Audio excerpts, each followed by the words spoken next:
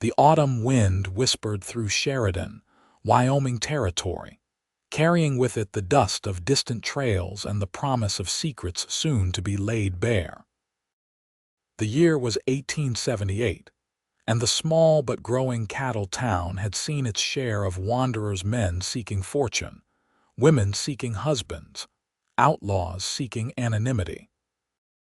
But none had arrived quite like Theodora Blackwell, who stepped down from the eastbound stagecoach with her face concealed behind a black veil so thick it revealed nothing of the woman beneath. Roy Ashworth noticed her immediately.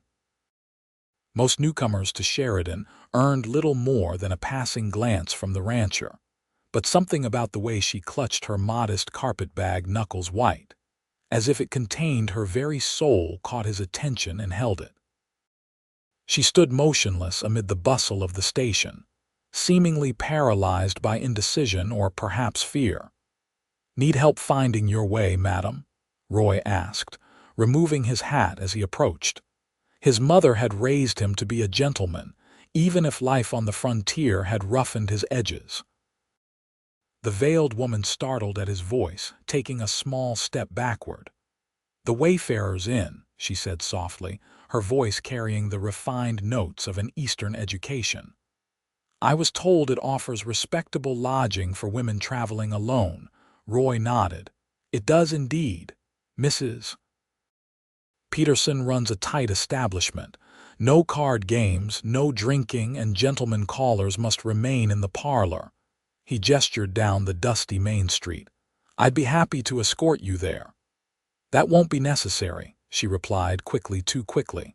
"I can find my way." Roy replaced his hat, tipping the brim slightly. "As you wish, madam. It's the white building with blue trim just past the Mercantile." He watched her walk away, her back straight despite the evident weariness in her gait. The veil fluttered slightly in the breeze, but revealed nothing of the woman who wore it like armor. "New arrival catching your eye, Ashworth?" Sheriff Daniel Porter's voice broke through Roy's thoughts. "Just being neighborly," Roy replied, turning to face his friend. "Woman traveling alone deserves a bit of courtesy." "Hum." The sheriff's expression suggested he wasn't entirely convinced. "You've been just neighborly with half the unmarried women who have passed through Sheridan in the last 3 years. Your brother says you're getting desperate enough to court a fence post if it wore a bonnet." Roy laughed, though the barb stung more than he cared to admit. At 32, he was indeed past the age when most men in the territory had established families. "Matthew should worry about his own affairs instead of mine. Speaking of affairs," Porter lowered his voice, "that woman's got the look of someone running from something. Arrived with no trunk, just that carpetbag. Paid for her stage ticket in cash, according to Jenkins." "You interrogating the stage drivers now?" Roy asked, raising an eyebrow. "It's my job to know who's coming and going." The sheriff shrugged. "Especially those who seem intent on hiding their faces." Roy frowned. "Could be a widow in mourning, could be," Porter conceded. "Or could be something else entirely. Just keep your guard up if you decide to exercise more of that neighborliness." The sheriff's warning followed Roy as he mounted his horse and headed back to the Lazia ranch. His mind, however, remained in town with the veiled woman and the secrets she carried. Theodora Blackwell, though she had given her name as simply Miss Black to the innkeeper, sat on the edge of the narrow bed in her rented room, finally allowing her shoulders to slump.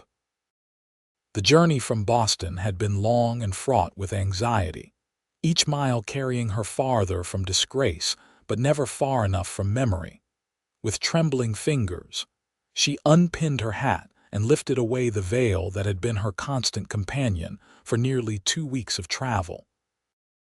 The mirror above the washstand reflected a face she barely recognized, pale from too many days spent indoors, eyes shadowed by exhaustion and grief. At 26, Theodora had once been considered a beauty in Boston society. Now she felt ancient, hollowed out.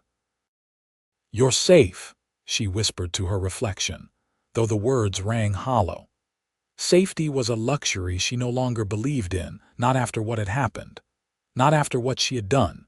She unpacked her meager belongings: 3 dresses, undergarments, a hairbrush, and a small leather-bound journal. At the bottom of the bag lay a newspaper clipping and a letter, both of which she carefully avoided touching, as if they might burn her fingers. A light knock at her door made her startle violently. "Miss Black," came Mrs. Peterson's voice. "I've brought you some hot water for washing up. Supper will be served in the dining room at 6 sharp." Theodora hastily replaced the veil before opening the door. "Thank you," she murmured, accepting the steaming pitcher. The innkeeper, a stout woman with kind eyes, studied her with undisguised curiosity. "You'll find we're simple folk here in Sheridan, but decent. Whatever ails you, dear, rest assured you won't be bothered." Theodora nodded, unsure how to respond to such direct acknowledgement of her obvious distress. "I appreciate your kindness. Will you be staying long?" Mrs. Peterson inquired. "I'm not certain," Theodora admitted. "I have funds enough for several weeks." "Well, we'll make you comfortable for as long as you're here. Though I should warn you," the innkeeper lowered her voice conspiratorially, "in a town this size, newcomers are subject to considerable interest, especially those who maintain an air of mystery." After Mrs. Peterson departed, Theodora sank onto the bed again, her heart racing. Coming to Sheridan had seemed logical when she'd spotted the advertisement seeking a schoolteacher in the Wyoming territory. Far from Boston, far from the scandal, far from the whispers that had followed her down every street. But she hadn't considered how her arrival might spark new whispers, new curiosity. Perhaps the veil had been a mistake, drawing attention rather than deflecting it. Yet the thought of facing the world unmasked, of meeting curious eyes that might somehow see the shame written across her features, was unbearable. She would keep to herself, she decided. Accept the teaching position if it was still available, focus on her work, and gradually blend into the background of this frontier community. In time, perhaps the tight knot of fear in her chest might loosen. Perhaps she might even sleep without nightmares. But first, she needed to survive supper in the dining room, where curious eyes would undoubtedly study her every movement, straining to glimpse what lay behind her veil. Roy Ashworth rode the 5 miles back to the Lazy, with the mysterious woman's image fixed in his mind. The ranch, named by his father Alexander for both their surname and his ambitions, spread across 800 acres of prime Wyoming grazing land. The main house, built of sturdy logs with a stone foundation, stood as a testament to Alexander Ashworth's determination to carve civilization from wilderness. Roy's brother Matthew was mending a fence near the barn when he arrived.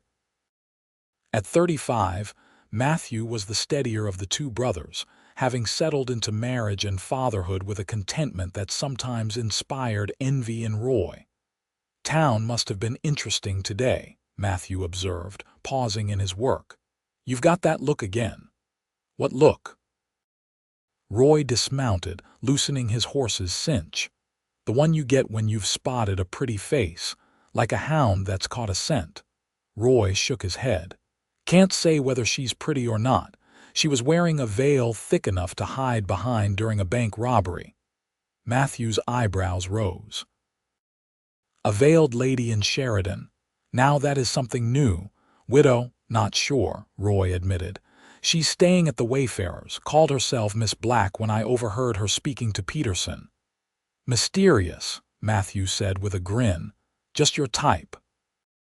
"I don't have a type," Roy protested, though he knew it wasn't entirely true. He'd always been drawn to women with stories in their eyes which explained his perpetual bachelorhood, as such women were rarely looking to settle down with a Wyoming cattle rancher. "Sure you don't," Matthew chuckled.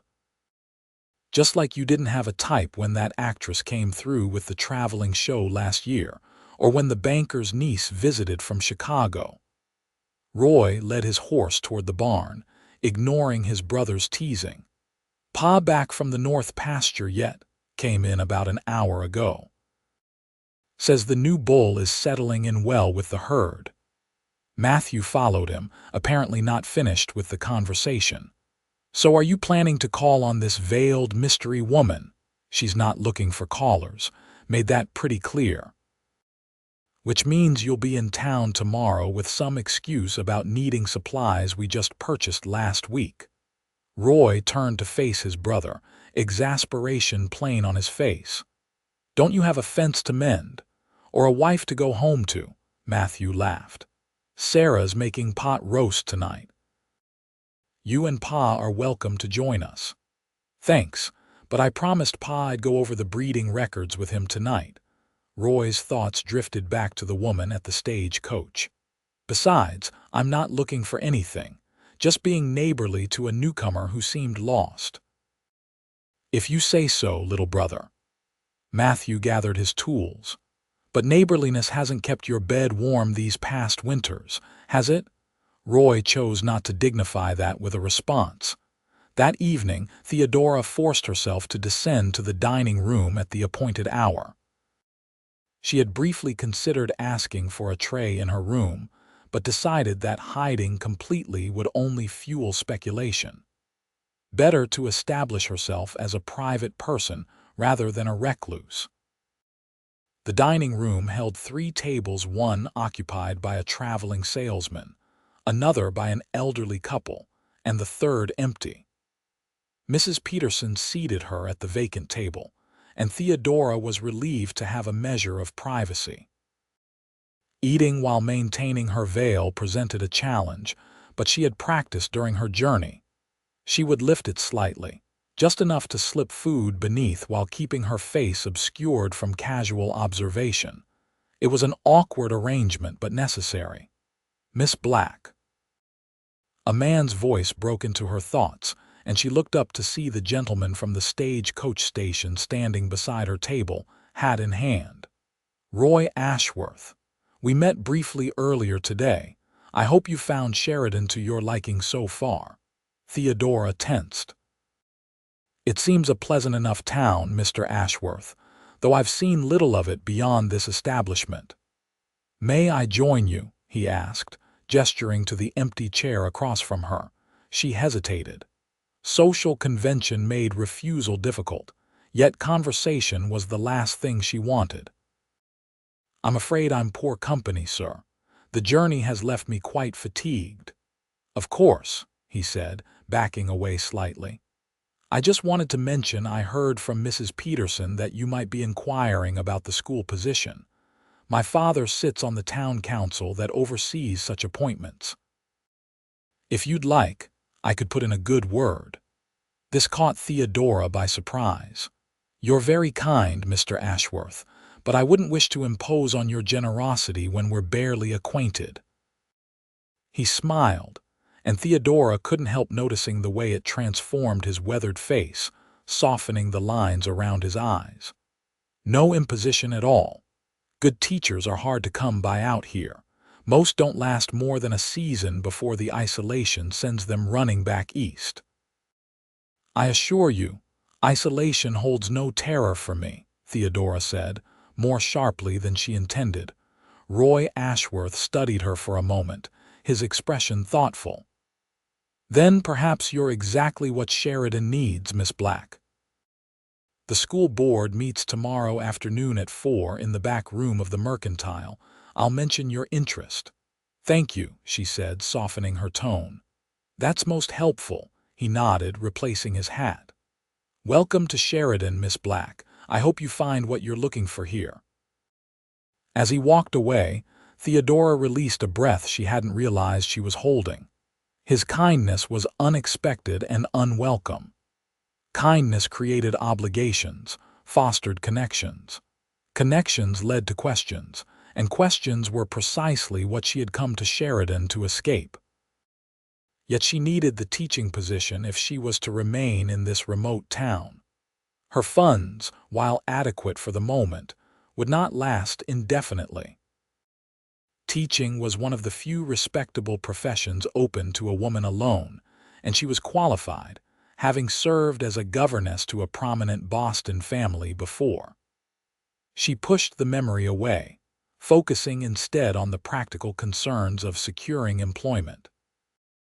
If Roy Ashworth's influence could help her obtain the position, she would accept his assistance while maintaining a polite distance.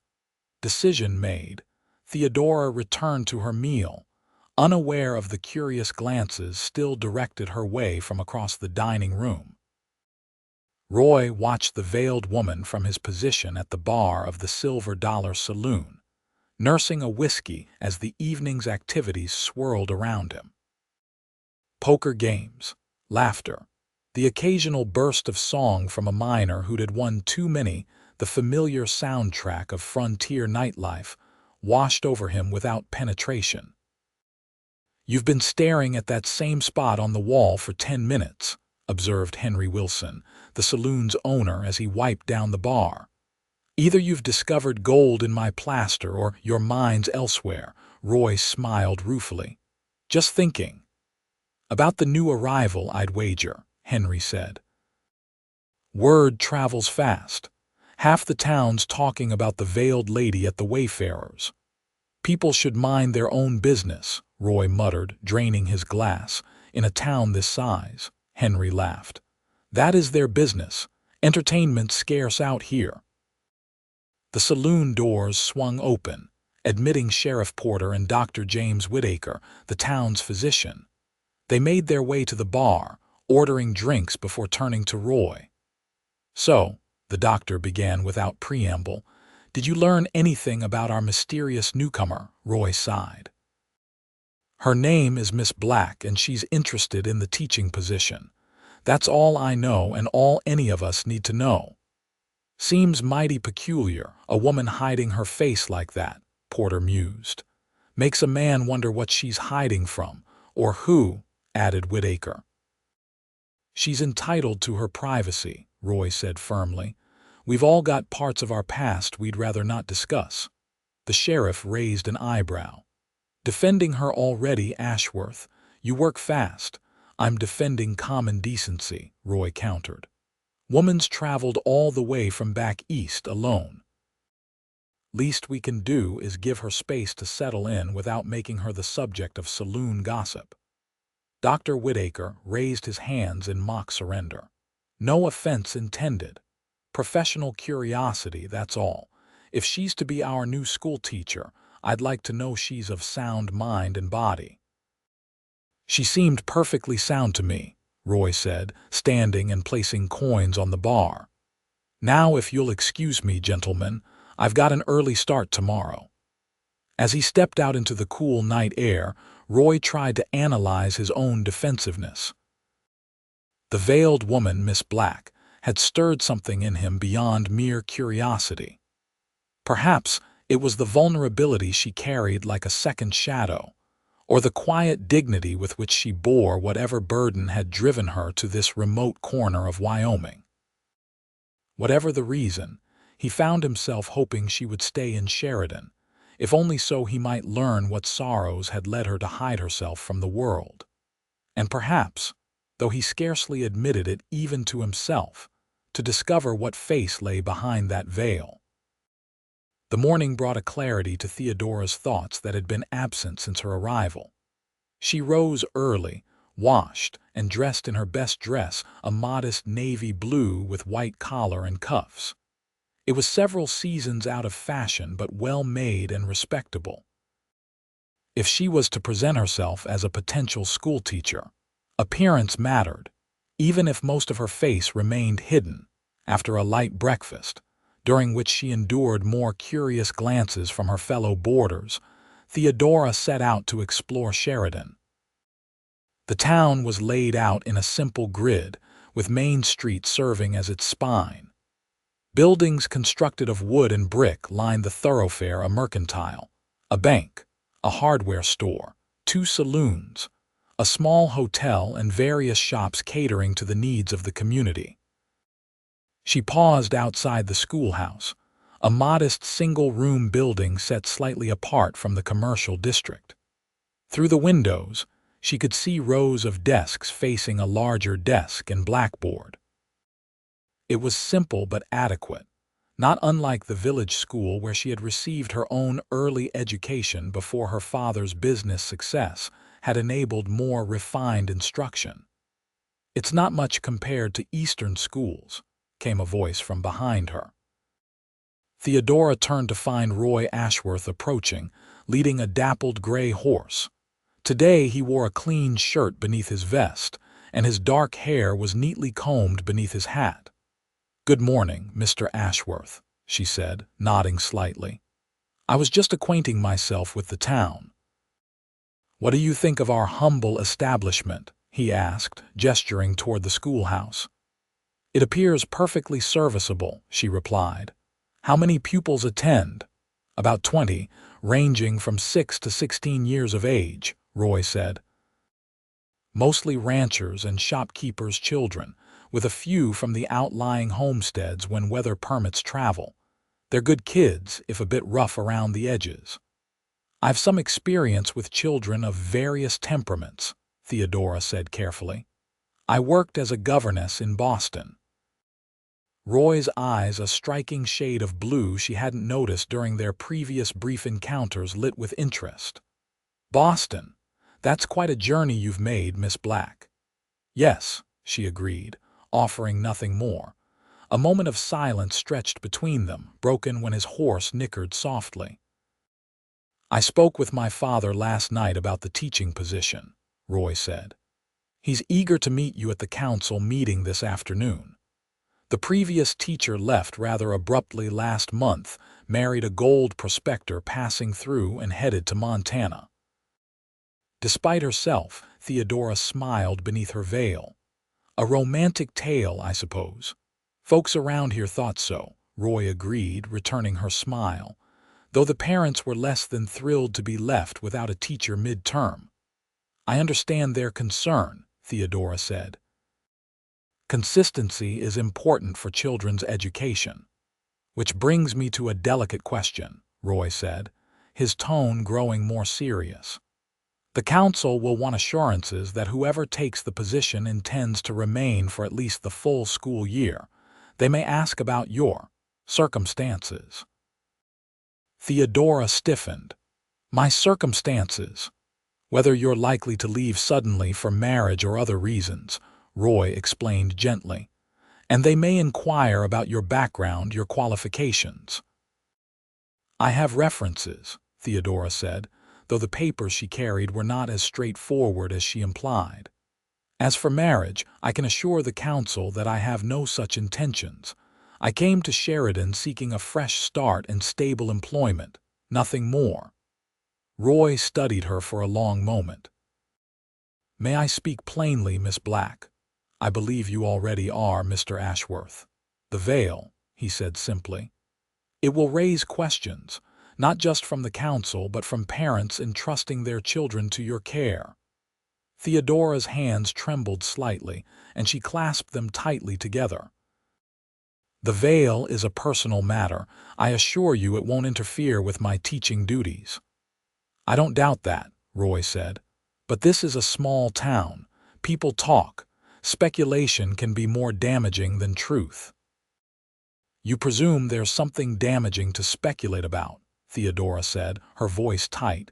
Roy sighed. "I'm not presuming anything. I'm trying to help you prepare for the questions you'll face. The council is fair-minded, but they're protective of this community." Theodora considered his words. She needed this position, needed the security it would provide, the routine, the purpose. But to obtain it, she might have to reveal more than she wished. "Thank you for your candor, Mr. Ashworth," she said finally. "I appreciate your concern, but I must handle this in my own way." He nodded, though she could see he wasn't entirely satisfied with her response. "The meeting is at 4. I'll be there if you need any support." As she watched him lead his horse away, Theodora wondered why this stranger seemed so invested in her welfare. His kindness was puzzling and dangerous. The last man who had shown her such consideration had ultimately been her undoing. She would not make the same mistake twice. The council meeting was held in the back room of Jenkins Mercantile, a space that doubled as a community gathering place for official business. When Theodora arrived, 5 men were already seated around a large oak table, all regarding her with undisguised curiosity as she entered. Roy Ashworth rose from his chair, making introductions. "Miss Black, may I present the Sheridan Town Council? My father, Alexander Ashworth." An older man with Roy's same blue eyes nodded. "Mayor William Thompson, Mr. Jenkins, whose establishment we're in, Reverend Thomas Hardin of the Methodist Church, and Dr. Whitaker." Theodora curtsied slightly. "Gentlemen, thank you for considering my application." "Please, sit down," Mayor Thompson said, gesturing to an empty chair. He was a portly man with mutton-chop sideburns and an air of self-importance. "Roy tells us you're interested in our teaching position." "Yes, sir," Theodora confirmed, seating herself carefully. "I have experience as a governess to children aged 7 through 15, and I received a thorough education at the Blackwell Seminary for young ladies in Massachusetts." "Any relation?" Alexander Ashworth asked, referring to her claimed surname. "No, sir," Theodora said smoothly. "A coincidence only." "And what brings you to Wyoming territory, Miss Black?" Reverend Hardin inquired, his kind face belying the directness of his question. Theodora had prepared for this. "I sought a change of scenery, Reverend. After the death of my parents last year, I found Boston held too many painful memories. When I saw your advertisement for a teacher, it seemed Providence. It wasn't entirely a lie. Her parents had indeed passed, her father of a heart ailment, her mother of grief shortly thereafter. But their deaths had occurred 3 years prior and were not the reason for her flight from Boston. I'm sorry for your loss," the Reverend said sincerely, "but I must ask the veil. It's rather unusual." Theodora took a deep breath. "I suffered an injury to my face during a house fire, the same that claimed my family home. The scars are significant. I wear the veil to spare others discomfort at the sight and to maintain my own dignity." The lie tasted bitter on her tongue, but it was the story she had decided upon during her sleepless night. It explained the veil without inviting further questions and played upon natural sympathy. "How terrible," Jenkins murmured, while the doctor leaned forward with professional interest. "Have you consulted with medical professionals about your condition?" Dr. Whitaker asked. "There have been advancements in the treatment of burn scars." "Extensively," Theodora lied again. "I'm afraid the damage is permanent, and this won't affect your ability to teach." Mayor Thompson asked bluntly. "Not at all," Theodora assured him. "My mind and voice were spared, thankfully.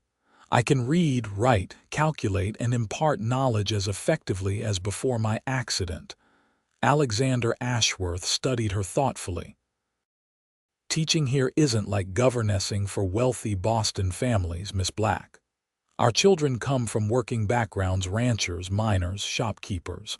Some have had spotty education at best. It can be challenging work." "I understand, Mr. Ashworth. I'm prepared for the challenge." "The position pays $30 a month," Mayor Thompson said, "with lodging provided in the small cabin behind the schoolhouse. Term runs through June, with a new term beginning in September after harvest." "That's agreeable," Theodora said, hope rising within her. The salary was modest but sufficient, and included housing would allow her to stretch her remaining funds considerably. "One last question," Reverend Hardin said gently. "Our community values moral character highly, especially in those who shape young minds. Can you assure us that your past contains nothing that might scandalize the good people of Sheridan? For a brief, terrifying moment, Theodora thought she might faint. The newspaper clipping in her carpet bag flashed through her mind, the bold headline, the damning words, the ruination of her reputation laid out in black and white for all Boston to see. "Reverend," Roy interjected before she could respond, "I think Miss Black has demonstrated considerable courage in coming here and starting anew after tragedy. The measure of a person isn't in what befalls them, but in how they rise above it." Theodora glanced at him, surprised by his defense. His gaze met hers through the veil, steady and reassuring. "Well said, son," Alexander Ashworth murmured. "I have always strived to live honorably," Theodora said carefully, "and I pledge to uphold the moral standards this community expects of its teacher." The council members exchanged glances, some kind of silent communication passing between them before Mayor Thompson cleared his throat. "We'll need to confer briefly, Miss Black. Would you mind waiting outside for a few minutes?" "Of course," she said, rising. As she stepped into the mercantile's main room, her heart pounded violently against her ribs. She had lied to them not about her qualifications, but about her reasons for hiding. If they discovered the truth, she would be ruined again, forced to flee once more. The minutes crawled by as she examined a display of canned goods without seeing them. Finally, the door opened, and Roy Ashworth beckoned her back in. Mayor Thompson stood as she entered. "Miss Black, we're pleased to offer you the position of schoolteacher, beginning immediately. You may move into the teacher's cabin tomorrow, and classes will resume on Monday morning." Relief flooded through her. "Thank you, gentlemen. I accept with gratitude, and I promise you won't regret your decision." As the meeting concluded, Theodora felt the first glimmer of hope she'd experienced in months. She had secured employment, housing, and a place in the community, albeit under false pretenses. Perhaps here, in this remote town, she could gradually rebuild some semblance of a life. She was so lost in thought that she didn't notice Roy Ashworth falling into step beside her as she left the mercantile. "Congratulations, teacher," he said with a smile. "Thank you, Mr. Ashworth. And thank you for your support during the interview. It was most unexpected." "Call me Roy," he said. "And it wasn't anything special, just speaking the truth as I see it." They walked in silence for several steps before he spoke again. "The cabin will need some attention before you move in. I'd be happy to help check the stove, repair any loose boards, that sort of thing." "You've already been more than kind," Theodora protested. "I couldn't impose further."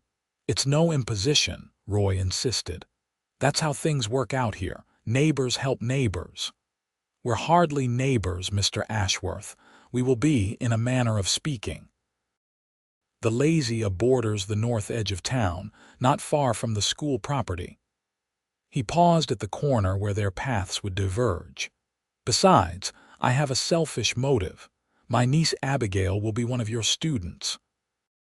She's 7, bright as a new penny and already reading better than some adults I know." Despite herself, Theodora smiled beneath her veil. "You're proud of her." "Shamelessly," Roy admitted with a grin. "My brother Matthew and his wife Sarah have done a fine job with her and her younger brother." "I look forward to teaching her," Theodora said, and meant it. The prospect of returning to the classroom, of focusing on something other than her own troubles, was deeply appealing. "So, about that cabin," Roy persisted. Theodora sighed. "Very well, Mr. Ashworth. I accept your neighborly assistance, but please understand I value my privacy greatly." Something flickered in his eyes, concern, perhaps, or curiosity. "I understand, Miss Black. I'll respect your boundaries." As they parted ways, Theodora couldn't shake the feeling that in Roy Ashworth she had found not just an ally, but a potential complication to her carefully constructed new identity. His kindness drew her like a moth to flame, and like a moth, she risked being burned if she ventured too close. Roy spent the next morning at the teacher's cabin, sweeping out dust, replacing a broken window pane, and ensuring the small iron stove worked properly. The building was modest, just a main room with a cast iron bed, table, chairs, and washstand, plus a tiny kitchen area, but it was solid and weather-tight. He was just checking the roof for leaks when he heard the approach of a wagon. Looking down, he saw Miss Black seated beside Jenkins, who was delivering a load of supplies the council had authorized for the new teacher: basic foodstuffs, lamp oil, bedding, and other necessities. Roy climbed down the ladder as they pulled up. "Good morning," he called. "The place is nearly ready. Stove draws well, and I've patched that window that was broken." "How kind of you," Miss Black said, her voice warm despite the barrier of her veil. Today, she wore a simple gray dress with a white collar, practical for the work of settling in. Jenkins helped her down from the wagon. "I'll unload these supplies for you, Miss Black, and then be on my way. Got a store to run after all." "I'll give you a hand," Roy offered, already moving to lift a crate of provisions. Between the three of them, the supplies were quickly transferred into the cabin. Jenkins tipped his hat and departed, leaving Roy and Miss Black standing awkwardly in the cabin's main room. "I hope it will be comfortable enough," Roy said, gesturing around the space. "It's plain but solid." "It's perfect," she replied, running a gloved hand over the simple pine table. "After weeks of travel and boarding houses, having a place of my own again feels like luxury." "There's a small garden plot out back," Roy told her. "Overgrown now, but good soil if you've a mind for growing things." "I'd like that," she said softly, and Roy had the distinct impression she was smiling behind that veil. The thought made him wish, not for the first time, that he could see her face, not out of mere curiosity, but because he sensed the woman behind the veil had a smile worth seeing. "I should go," he said abruptly, uncomfortable with the direction of his thoughts. "I've left you water in the bucket there and wood for the stove. If you need anything else, just ask at the mercantile. They'll put it on the school account." "Mr. Ashworth," she said as he reached the door. "Roy, thank you. Your kindness has been unexpected." He turned back to her, struck by the vulnerability in her voice. "That's just how we do things out here, Miss Black. Life's hard enough without facing it alone." "Theodora," she said quietly. "My name is Theodora." The gift of her first name felt significant, somehow a small token of trust. "Theodora," he repeated. "It suits you." She tilted her head slightly. "How can you know what suits me when you've never seen my face?" The question was bold, almost challenging, and it caught him off guard. "I suppose I'm judging by what I can see: your bearing, your voice, the way you express yourself. Names aren't just for faces." For a long moment, she was silent, and Roy wondered if he'd overstepped. Then, to his surprise, she laughed, a gentle, musical sound that transformed the simple cabin. "A diplomatic answer, Roy Ashworth. You'd make a fine politician." "God forbid," he said with a chuckle. "I'll leave the speech-making to Mayor Thompson. I prefer honest work with tangible results, like fixing windows and checking stoves." "Precisely." He tipped his hat. "Welcome home, Theodora. I'll see you at church tomorrow if you're attending." "Yes," she said after a slight hesitation. "I suppose I should, being the new teacher." As Roy rode back to the Lazier, he found himself smiling. There was something about Theodora Black that intrigued him beyond her mystery. A quiet strength, a dignity despite whatever circumstances had driven her to hide her face from the world. And that laugh, unexpected and genuine, suggested a woman who, despite her sorrows, hadn't lost the capacity for joy. He was halfway home before he realized he was already looking forward to seeing her again, veiled or not.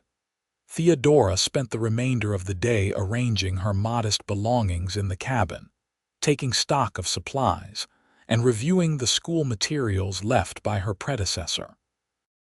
The previous teacher had maintained meticulous records, providing a clear picture of each student's progress and capabilities. As evening approached, she lit the lamp and sat at the table with paper and pen, drafting lesson plans for her first week. The familiar task soothed her, bringing a sense of normalcy she hadn't experienced since fleeing Boston. A knock at her door startled her from her concentration. Hastily securing her veil, she opened it to find a woman in her early 30s holding a covered dish. "Miss Black." "I'm Sarah Ashworth, Matthew's wife, Roy's sister-in-law." The woman smiled warmly. "I hope I'm not intruding, but I thought you might appreciate a home-cooked meal after a day of settling in." "That's very thoughtful," Theodora said, genuinely touched. "Please come in." Sarah entered, placing the dish on the table. "Just a simple chicken pot pie, but it's hot and filling. Roy mentioned you were getting settled today, and I know how exhausting that can be." "News travels quickly here," Theodora observed, not unkindly. Sarah laughed. "Like lightning." "It's both the blessing and curse of small-town living. Everyone knows everyone's business, but when trouble comes, there's always help at hand." She glanced at the school materials spread across the table. "Preparing for Monday already?" "Yes," Theodora admitted. "I want to make a good impression." "You will," Sarah assured her. "The children are eager to return to their studies, believe it or not. They've been running wild these past few weeks." "I understand your daughter will be one of my students," Theodora said. "Abigail, is it?" Sarah beamed with maternal pride. "That's right." She's beside herself with excitement about the new teacher, especially one from Boston that's practically a foreign country to a child born in Wyoming territory. "I hope I won't disappoint her," Theodora said. "Just be patient and fair and you'll do fine," Sarah advised. "Most of these children come from hard-working families. They understand the value of education, even if they sometimes need reminding." As they conversed, Theodora found herself warming to Sarah's straightforward, friendly manner. There was no hint of judgment or excessive curiosity about her veil, just practical kindness and community welcome. "Would you be offended if I asked you a personal question, Miss Black?" Sarah said finally, as she prepared to leave. Theodora tensed slightly. "That would depend on the question, I suppose." "Why Sheridan?" Sarah asked simply. "Of all the places you could have gone, why choose our little corner of Wyoming?" It was not the question Theodora had feared. Truthfully, because it was far from Boston, and because the advertisement said immediate opening, I needed a fresh start. Sarah nodded, seemingly satisfied with this answer. "Well, I'm glad you're here, whatever your reasons. Teaching is a noble profession, and we've been without one too long." She moved toward the door. "If you need anything at all, don't hesitate to ask. The Ashworth Ranch is just north of town. Anyone can direct you." "Thank you for the meal," Theodora said, "and for the welcome." After Sarah departed, Theodora sat with the cooling pot pie before her, unexpectedly moved by the simple gesture of neighborliness. In Boston, particularly after the scandal, she had felt utterly alone despite the crowded streets and bustling society. Here, among strangers in a frontier town, she had been shown more genuine kindness in 2 days than in her last months in the city. The irony wasn't lost on her that she might find community only by hiding herself from it. Sunday morning dawned clear and cool, a perfect autumn day. Theodora dressed carefully in her best remaining dress, a deep burgundy wool with subtle black trim that had once been considered suitable for afternoon calls in Boston society. With her black veil securely fastened, she made her way to the small white church at the edge of town. She had briefly considered attending the later Catholic service instead, but had decided that, as the town's new teacher, she should align herself with the faith practiced by the majority of her students' families. It was a practical decision, not a spiritual one. After what had happened in Boston, Theodora's relationship with God was complicated. Her arrival at the church caused a small stir, with heads turning and whispers following her progress up the aisle. Reverend Hardin, however, greeted her warmly at the door and directed her to a pew near the front, where, to her mixture of relief and trepidation, she found herself seated beside Roy Ashworth, and an older man she assumed was his father. "Miss Black," Alexander Ashworth said, rising slightly as she approached, "a pleasure to see you at worship. I trust you're settling in well." "Yes, thank you, Mr. Ashworth," she replied, sliding into the pew beside him. "Everyone has been most welcoming." Roy, dressed in a clean suit that transformed him from rugged rancher to respectable gentleman, offered a smile. "The whole town's been talking about meeting their new teacher. I think you'll have a full classroom tomorrow." Before Theodora could respond, the organ began to play, signaling the start of the service.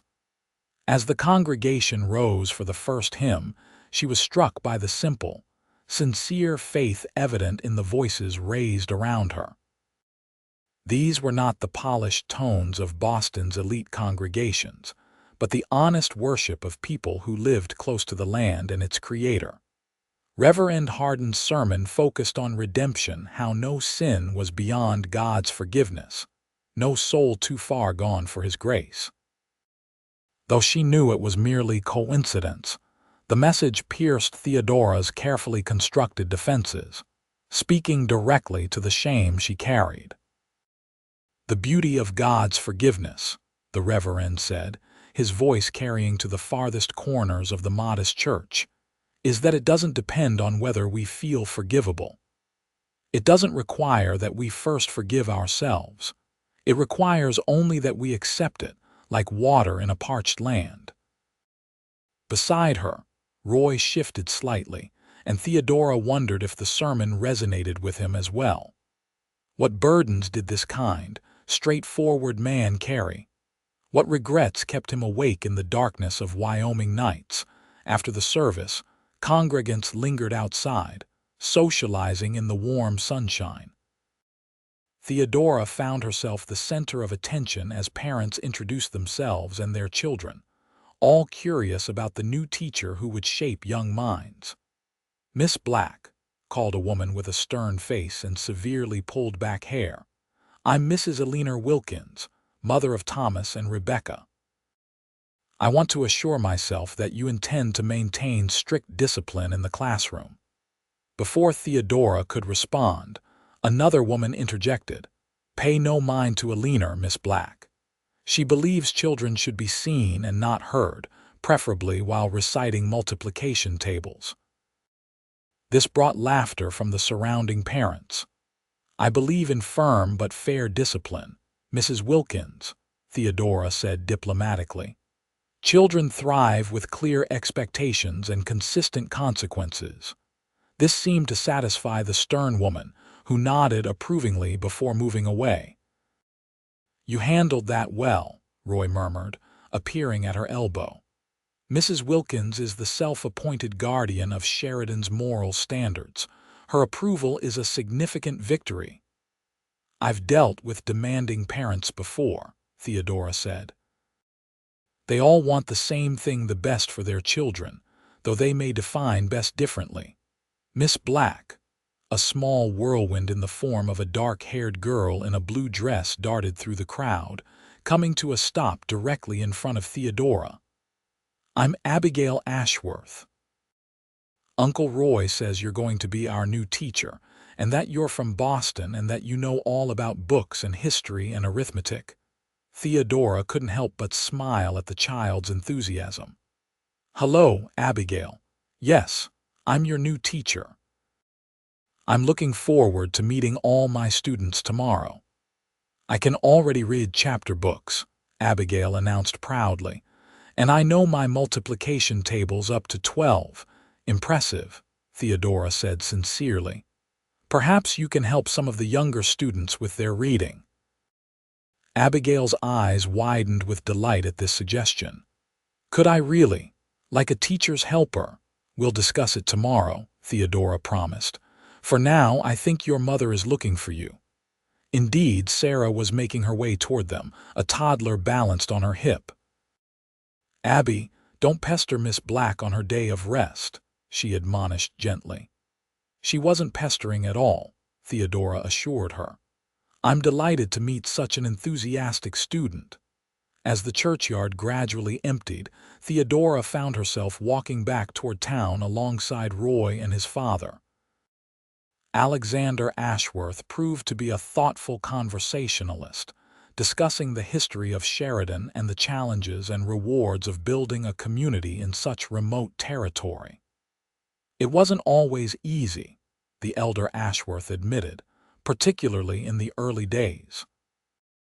Winters that seemed endless, supplies running short, conflicts with natives who rightfully viewed us as intruders on their ancestral lands. Yet you stayed, Theodora observed. Alexander nodded, his weathered face thoughtful. There's something about this land that gets into your blood.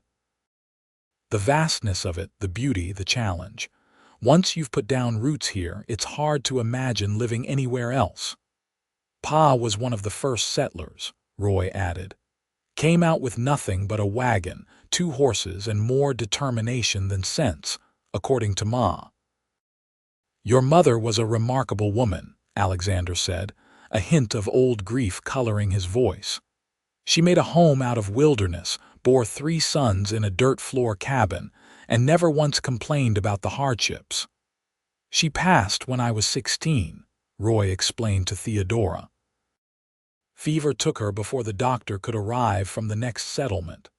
I'm sorry, Theodora said softly, recognizing the lingering pain in both men's expressions. She sounds like an extraordinary person.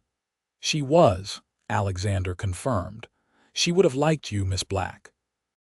She always valued education highly, insisted our boys learn more than just ranching.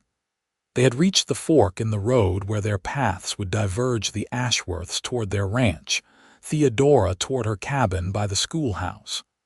Would you care to join us for Sunday dinner? Alexander asked unexpectedly. Sarah's cooking, and she always makes enough to feed an army. Theodora hesitated. The invitation was tempting not just for the promised meal, but for the warmth of family she had sensed in the Ashworths. Yet the prospect of dining while maintaining her veil was awkward at best. Thank you for your kind invitation, she said finally, but I should prepare for tomorrow. First days are important for establishing routines. If the men were disappointed by her refusal, they didn't show it. Alexander tipped his hat respectfully, while Roy's blue eyes studied her with that same thoughtful expression she was coming to recognize, not judging, merely observing. Another time, perhaps, Alexander said. Good day, Miss Black, and good luck tomorrow. As they parted ways, Theodora found herself looking back over her shoulder to watch the 2 men walking away. There was something compelling about the Ashworths, their straightforward decency, their evident affection for each other, their quiet strength. Especially Roy, whose kindness seemed as natural as breathing. It would be easy, she realized with a small shock, to become attached to such people. Dangerous, too, when her presence in their community was built on necessary falsehoods. That evening, as Theodora reviewed her lesson plans one last time, a knock came at her door. Opening it cautiously, she found a young boy of perhaps 12 standing on her step, a basket in his hands. Miss Black, Ma sent this for you. Said you might want something nice for your first day. He thrust the basket toward her. Thank you, she said, accepting it. And who might your mother be, Mrs. Miller, madam? I'm John Miller. I'll be in your class tomorrow. The boy shuffled his feet nervously. Ma says to tell you there's fresh bread and preserves, and some of her special apple cake that everyone says is the best in the county." "That's very thoughtful," Theodora said warmly. "Please thank your mother for me. I look forward to seeing you in class tomorrow, John." The boy nodded and darted away, clearly having discharged his duty. Inside the basket, Theodora found exactly what he had described, along with a note expressing welcome from Mrs. Miller, who, it seemed, was also the midwife for the surrounding area. As she enjoyed a slice of the truly excellent apple cake, Theodora reflected on the strange twists of fate that had brought her to this place. A month ago, she had been hiding in a cheap Boston boarding house, her reputation in tatters, her future bleak. Now she sat in her own cabin, preparing to teach, surrounded by evidence of community welcome. It was more than she deserved, and that knowledge weighed heavily as she finally retired to bed, anxiety about the coming day mingling with a cautious hope that perhaps, just perhaps, she might find some measure of peace in Sheridan. Monday dawned clear and crisp, with a hint of frost silvering the grass around Theodora's cabin. She rose early, lit the stove, and prepared herself meticulously for her first day of teaching. The veil presented its usual challenges, but she had become adept at managing its inconveniences. Arriving at the schoolhouse an hour before the appointed time, she arranged books and slates, wrote the day's lessons on the blackboard, and tried to calm her racing heart. This moment facing a classroom full of children who knew nothing of her past represented everything she had hoped for in coming west. A clean slate, a chance to be judged solely on her merits as a teacher, rather than on the scandal that had defined her final months in Boston. At precisely 8 o'clock, she rang the bell that hung outside the schoolhouse door. Within minutes, children began arriving, some walking from town, others riding in on ponies or in wagons driven by parents. By 8:30, 21 students ranging from 6 to 16 years of age had settled into the schoolhouse's wooden desks, all eyes fixed curiously on their veiled teacher.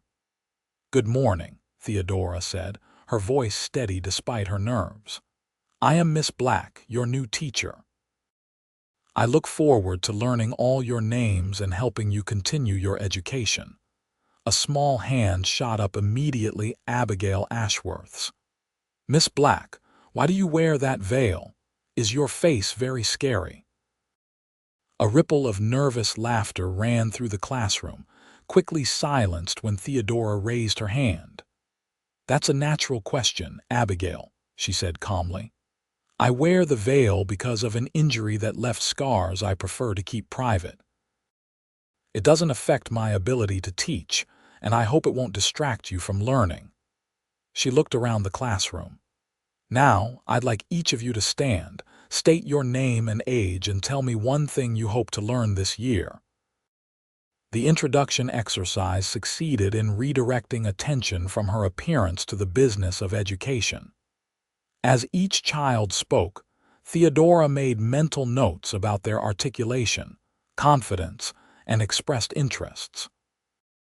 There was a wide range of abilities and backgrounds evident from Abigail Ashworth's polished recitation to the halting speech of a homesteader's son, who admitted he'd had little formal schooling.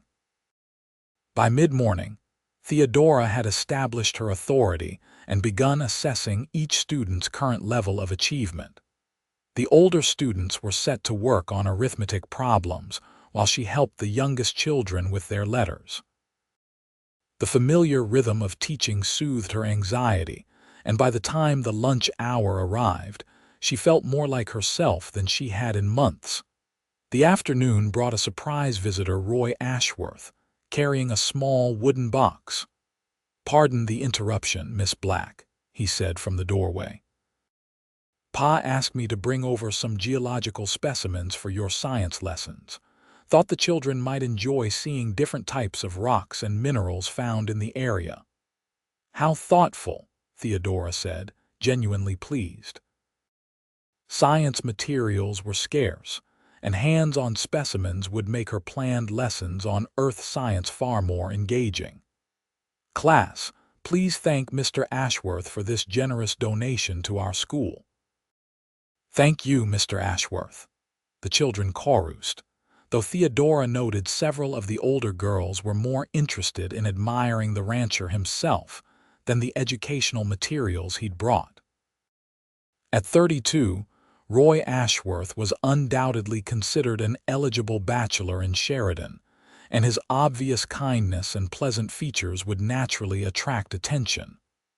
"Uncle Roy, will you stay for our history lesson?"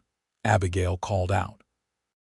"Miss Black says we're going to learn about the first settlers in Wyoming today." Roy glanced at Theodora, clearly not wanting to intrude. "I wouldn't want to disrupt your teacher's plans, Abby." "Actually," Theodora found herself saying, "if Mr. Ashworth has the time, his first-hand knowledge of local history would be a valuable addition to our lesson. His father was among the earliest settlers, after all." Roy appeared surprised by the invitation but nodded. "I can spare an hour, if you're sure I won't be in the way."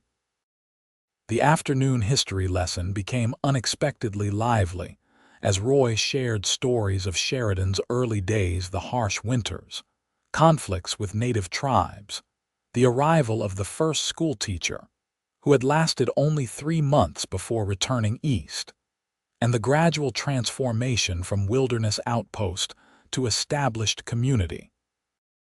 "My pa always says civilization comes with the schoolhouse," Roy told the rapt students.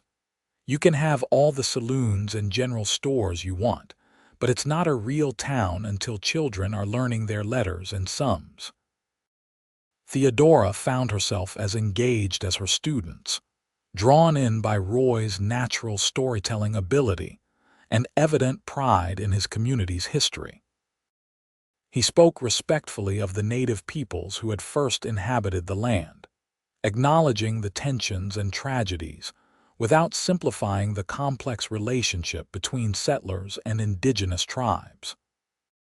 When the school day ended and the children dispersed, Roy lingered, helping Theodora straighten desks and sweep the wooden floor.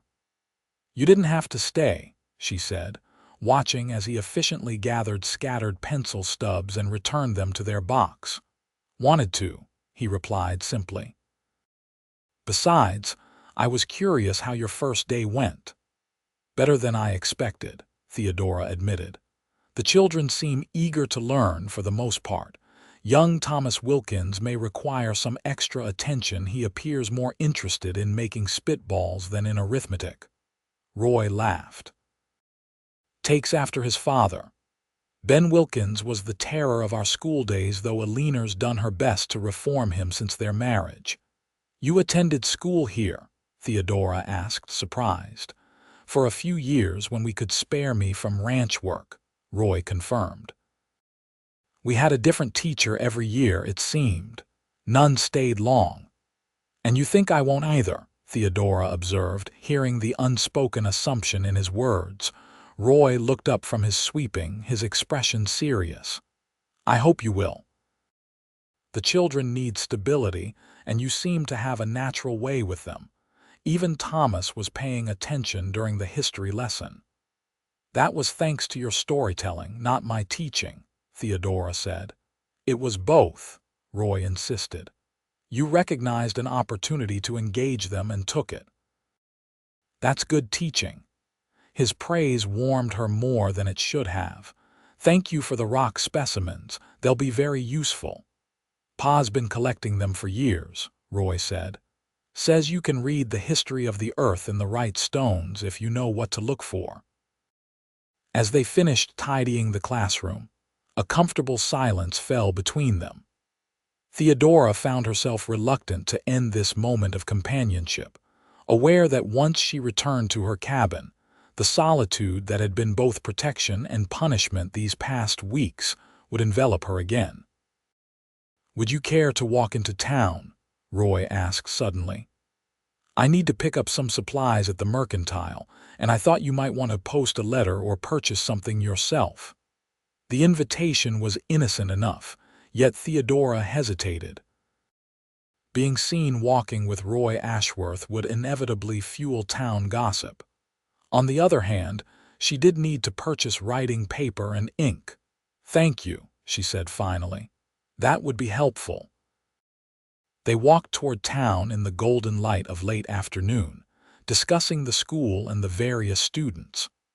Roy provided helpful background on several families, giving Theodora context that would aid her in understanding her pupils better. "The Jensen twins lost their mother last winter," he explained. "Their father's doing his best, but it's been hard. If they seem withdrawn, that's likely why. I noticed they stayed together during the lunch hour, not mixing with the other children," Theodora said. "I'll be sure to give them extra attention without singling them out." As they approached the main street, Theodora became aware of curious glances from townspeople. Walking beside Roy Ashworth, deep in conversation, she was providing fresh fodder for the rumor mill. Instinctively, she put a bit more distance between them. Roy noticed, of course. Little seemed to escape his observation. "Worried about appearances?" he asked quietly. "A woman in my position must be careful," Theodora replied equally softly. "As the teacher, I'm expected to be above reproach." "Walking with a neighbor is hardly cause for scandal," Roy pointed out. The irony of his statement given the real scandal she had fled almost made Theodora laugh. "Perhaps not, but small towns thrive on speculation. I'd prefer not to give them reason to speculate about me." Roy's expression sobered. "You're right, of course. Forgive me if I've put you in an uncomfortable position." "You haven't," Theodora assured him. "I'm simply cautious by nature." At the mercantile, they parted ways, Roy to discuss an order of fence posts with Jenkins, Theodora to select writing supplies. As she browsed, she overheard two women conversing in the next aisle. Veiled or not, she set her cap for Roy Ashworth, one said in a carrying whisper. "Walking arm in arm with him, bold as you please."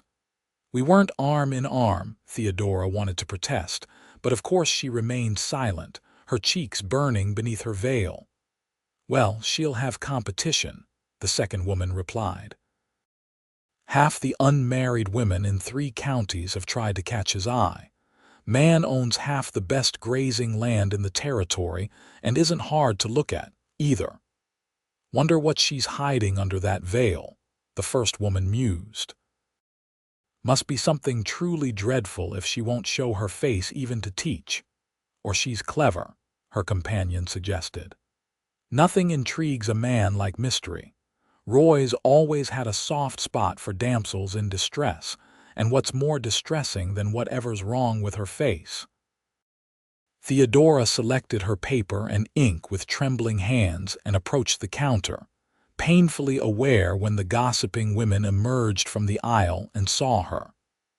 Their expressions of embarrassed surprise would have been comical under other circumstances. Roy appeared at her side as Jenkins was wrapping her purchases. "Ready to head back? I can walk you to your cabin if you'd like." "That's not necessary," Theodora said, more curtly than she intended. "I have some other errands to attend to." If Roy was hurt by her abrupt manner, he didn't show it. "Of course. Good evening, then, Miss Black." As he walked away, Theodora regretted her sharpness. It wasn't Roy's fault that small-minded gossips had misconstrued their innocent interaction. Yet she couldn't afford to encourage any particular attention from Roy Ashworth or any man. Not with her past shadowing every step, threatening to destroy this new beginning at the slightest provocation. The real irony, Theodora reflected as she made her way back to her cabin alone, was that in another life, a life where scandal hadn't marked her as unfit for respectable society, a man like Roy Ashworth would have been exactly the kind of suitor she might have welcomed. The first weeks of October passed in a blur of teaching, lesson preparation, and gradual integration into Sheridan's community. Theodora's students responded well to her firm but encouraging teaching style, and parents seemed pleased with their children's progress. Even Mrs. Wilkins, after an unannounced classroom observation, grudgingly approved of Theodora's methods. "You maintain proper discipline while still engaging the children," the stern woman admitted. "Thomas actually spoke at dinner about the history lesson you taught yesterday. That's unprecedented." Such small victories helped ease Theodora's constant anxiety about discovery. The story of her facial scars had been accepted without question, and if people were curious about what lay behind her veil, most were too polite to inquire directly. Only the youngest children occasionally asked uncomfortable questions, which Theodora deflected with gentle reminders about privacy. She saw Roy Ashworth regularly, though never again alone. He attended church each Sunday with his father, occasionally accompanied by Matthew and his family. He sometimes delivered items for the school books from his father's collection, a repaired desk, once even a set of maps ordered from Chicago. Their interactions remained cordial but distant, as Theodora deliberately maintained the formal relationship of teacher and community member. If Roy was hurt by this careful distance, he showed no sign of it. His manner toward her remained unfailingly kind, his blue eyes warm whenever they met hers through the veil. Sometimes, Theodora caught herself wondering what might have developed between them in different circumstances, if she were truly the respectable teacher she pretended to be, rather than a woman fleeing scandal and shame. Such thoughts were dangerous, however, and she ruthlessly suppressed them. Her priority had to be maintaining her position and the peaceful life she was building in Sheridan. Romance was a luxury she could no longer afford. The first snowfall came in early November, large, soft flakes that transformed Sheridan overnight into a white blanketed wonderland. Theodora woke to find her cabin surrounded by several inches of snow, with more falling steadily. The beauty of it momentarily took her breath away, so different from Boston's dirty slush and crowded streets. She was preparing for the walk to the schoolhouse when a knock came at her door. Opening it revealed Roy Ashworth, his hat and shoulders already dusted with snow, leading a small sleigh pulled by two sturdy horses. "Good morning, Miss Black," he said, his breath visible in the cold air. "Thought you might appreciate a ride to the schoolhouse." "First snow's always deeper than it looks." Theodora hesitated, but practicality won out over her determination to keep Roy at a distance. Her thin-soled boots were hardly suitable for trudging through snow. "That's very kind of you," she said, reaching for her heavy cloak. "I would appreciate it, thank you." He helped her into the sleigh, tucking a thick wool blanket around her before climbing in beside her and taking up the reins. The horses moved forward eagerly, their harness bells jingling in the quiet morning. "It's beautiful," Theodora said, gazing at the transformed landscape. "I've never seen snow quite like this, so pristine." "First snow's special out here," Roy agreed. "Of course, by February most folks are heartily sick of it, but that first snowfall always feels like magic." He glanced at her. "Though I imagine Boston has its share of snow as well." "Yes, but it's different there. The city turns it gray almost immediately." Theodora watched the crystalline flakes drifting down. "This is purer somehow." "That's Wyoming for you," Roy said with evident pride. "Everything's a bit cleaner, a bit bigger, a bit more honest than back east." Something in his tone made Theodora glance at him sharply. "You sound as though you've been east yourself." "Once," he admitted. "Philadelphia for my mother's funeral. She wanted to be buried in the family plot there." His expression grew distant with memory. "Spent 2 weeks in the city. Couldn't wait to get back to open skies and clean air."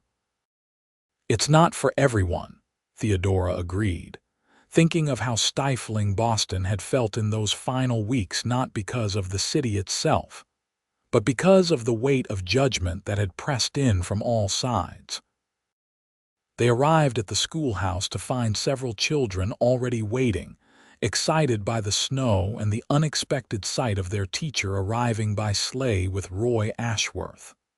"Thank you for the ride," Theodora said as he helped her down. "It was most considerate." "My pleasure," Roy replied, his eyes crinkling at the corners with his smile. "I'll be by after school lets out unless you'd prefer to walk home." The offer was practical, not presumptuous, and Theodora found herself nodding. "That would be very helpful, thank you." The school day passed pleasantly, with the snow providing natural opportunities for science lessons about weather and the water cycle. When dismissal time came, several children lingered, reluctant to leave the warm schoolhouse for the cold walk home. "Miss Black." Abigail Ashworth approached her desk, where Theodora was grading arithmetic papers. "Uncle Roy says there's going to be a Thanksgiving celebration at our ranch. Everyone's invited, even you." Theodora smiled at the child's phrasing. "That's very nice, Abigail. When is this celebration?" "Thanksgiving Day, of course," Abigail said with the mild exasperation children reserve for adults who ask obvious questions. "Uncle Roy says you should come because you probably don't have family here to celebrate with, and nobody should be alone on Thanksgiving." Before Theodora could formulate a response to this transparent attempt at matchmaking, for she had no doubt Roy's niece was acting as his messenger, the man himself appeared at the schoolhouse door. "Ready for your ride home, Miss Black?" he asked, stomping snow from his boots. "Storm's picking up a bit." Indeed, looking out the windows, Theodora could see that the gentle snowfall of morning had transformed into something more substantial, with wind driving the flakes sideways. "Yes, thank you," she said, gathering her papers and bundling up in her cloak. "Abigail was just telling me about your family's Thanksgiving plans." Roy's expression suggested this was news to him. "Was she now?" "You said nobody should be alone on Thanksgiving," Abigail insisted, her innocent face belying the mischief in her eyes. "And Miss Black doesn't have family here." Roy looked momentarily discomfited but recovered quickly. "That's true, I did say that. And the invitation stands, Miss Black. The whole town gathers at the Lazy for Thanksgiving dinner. It's something of a tradition, started by my mother years ago." "That's very generous," Theodora said carefully. "I'll certainly consider it." The ride back to her cabin was somewhat awkward, with Roy clearly embarrassed by his niece's transparent machinations. "Abby tends to get ideas in her head," he explained as the horses plodded through deepening snow. "Sarah says she's a romantic, always trying to pair people up in her storybooks." "She's a delightful child," Theodora said, "and clearly fond of her uncle." "The feeling's mutual," Roy admitted with a smile. "Though sometimes I think she'd benefit from a firmer hand than I can provide." "I tend to indulge her. Most uncles do," Theodora observed. "But about Thanksgiving, I wouldn't want to impose on your family gathering." "It's hardly an imposition when the entire town is invited," Roy assured her. "Pa believes in celebrating properly, tables set up in the barn, everyone bringing dishes to share, music and dancing afterward." "Dancing," Theodora repeated, alarmed at the thought. "Nothing formal," Roy said quickly, perhaps sensing her discomfort. "Just neighbors enjoying each other's company. You wouldn't be expected to participate if you didn't wish to." They had reached her cabin, and Roy brought the sleigh to a halt, jumping down to help her descend. The snow was falling so heavily now that they were momentarily cocooned in a world of white, isolated from the rest of Sheridan. "I hope you'll come," Roy said quietly, still holding her hand after she had stepped down from the sleigh. Not because Abby's playing matchmaker, but because you're part of this community now, and because I'd like the chance to know you better, Theodora." The sound of her name on his lips, gentle, almost like a caress, sent an unexpected warmth through her despite the cold. For an instant, Theodora allowed herself to imagine a different life, one where she could accept his friendship, perhaps even his courtship, without the constant fear of discovery. Reality intruded swiftly, as it always did. "I appreciate the invitation," she said, withdrawing her hand from his. "Thank you again for the ride."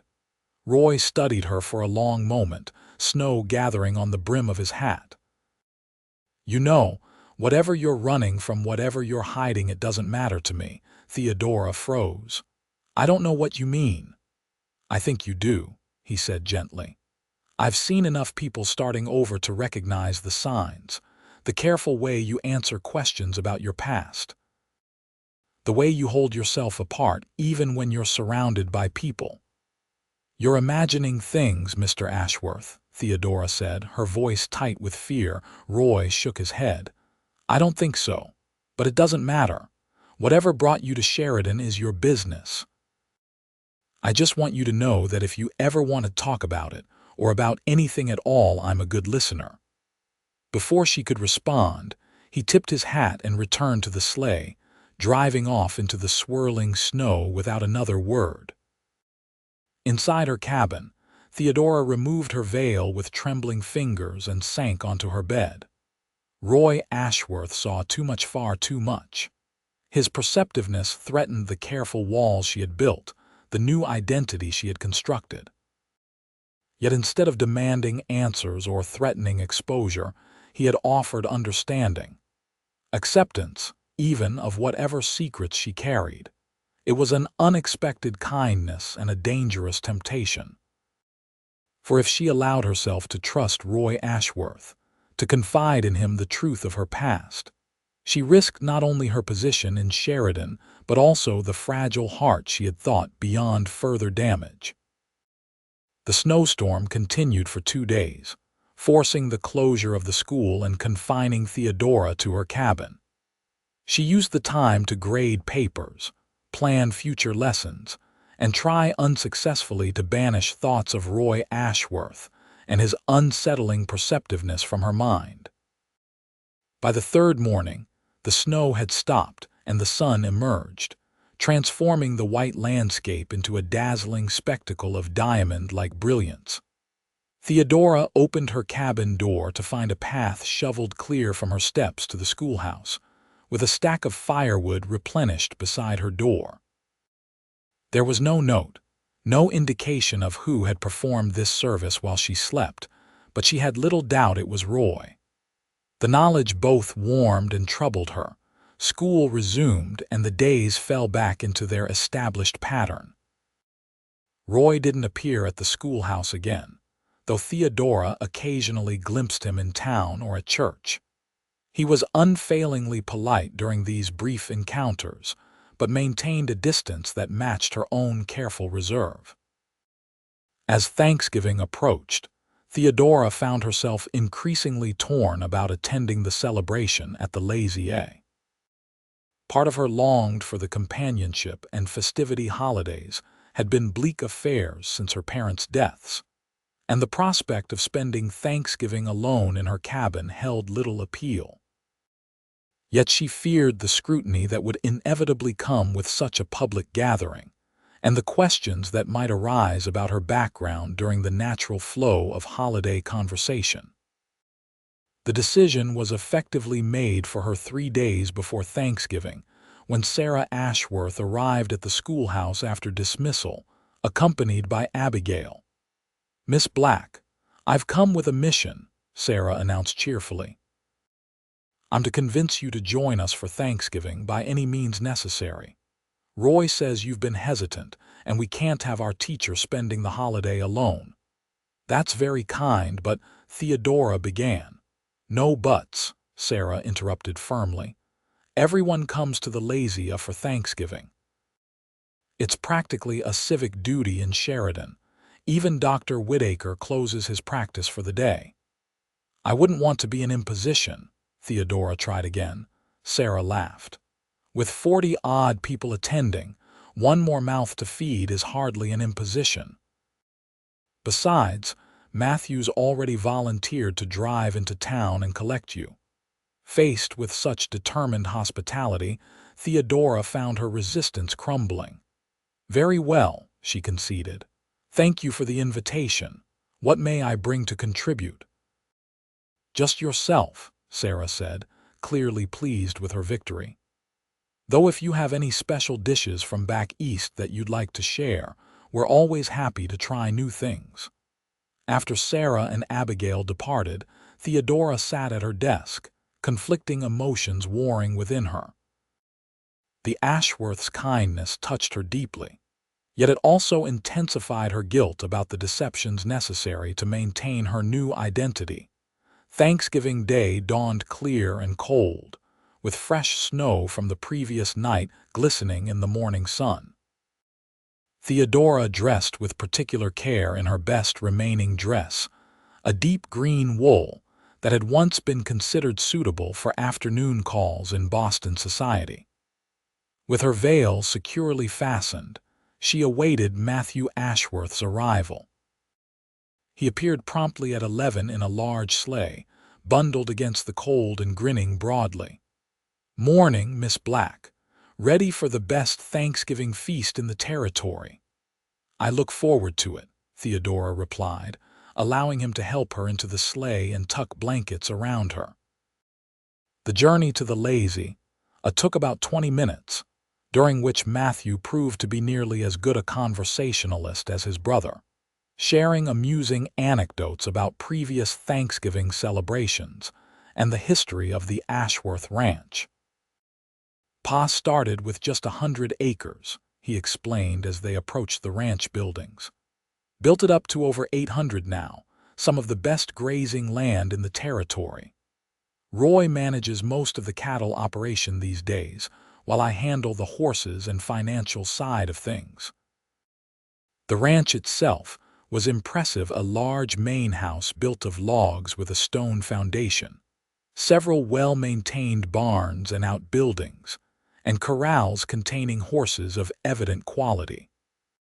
Smoke curled invitingly from the chimneys, and the sounds of activity emanated from the largest barn, where Theodora could see people coming and going. "We hold the feast in the main barn," Matthew explained, noting her glance. "Only place big enough for everyone. Sarah and the other women have been cooking for days." Inside the barn, the transformation was remarkable. The cavernous space had been cleared of its usual purpose, with long tables set up and decorated with pine boughs and candles. A massive stone fireplace at one end provided warmth, while lanterns hung from the rafters cast a golden glow over the proceedings. Already, at least 30 people milled about, with more arriving steadily. "Matthew, Miss Black," Sarah called, waving from near a table laden with food. Come in. Let me take your cloak, Miss Black." As Theodora surrendered her outer garment, she was immediately struck by the warmth and festivity of the gathering. Children darted between adults, musicians tuned instruments in one corner, and delicious aromas filled the air.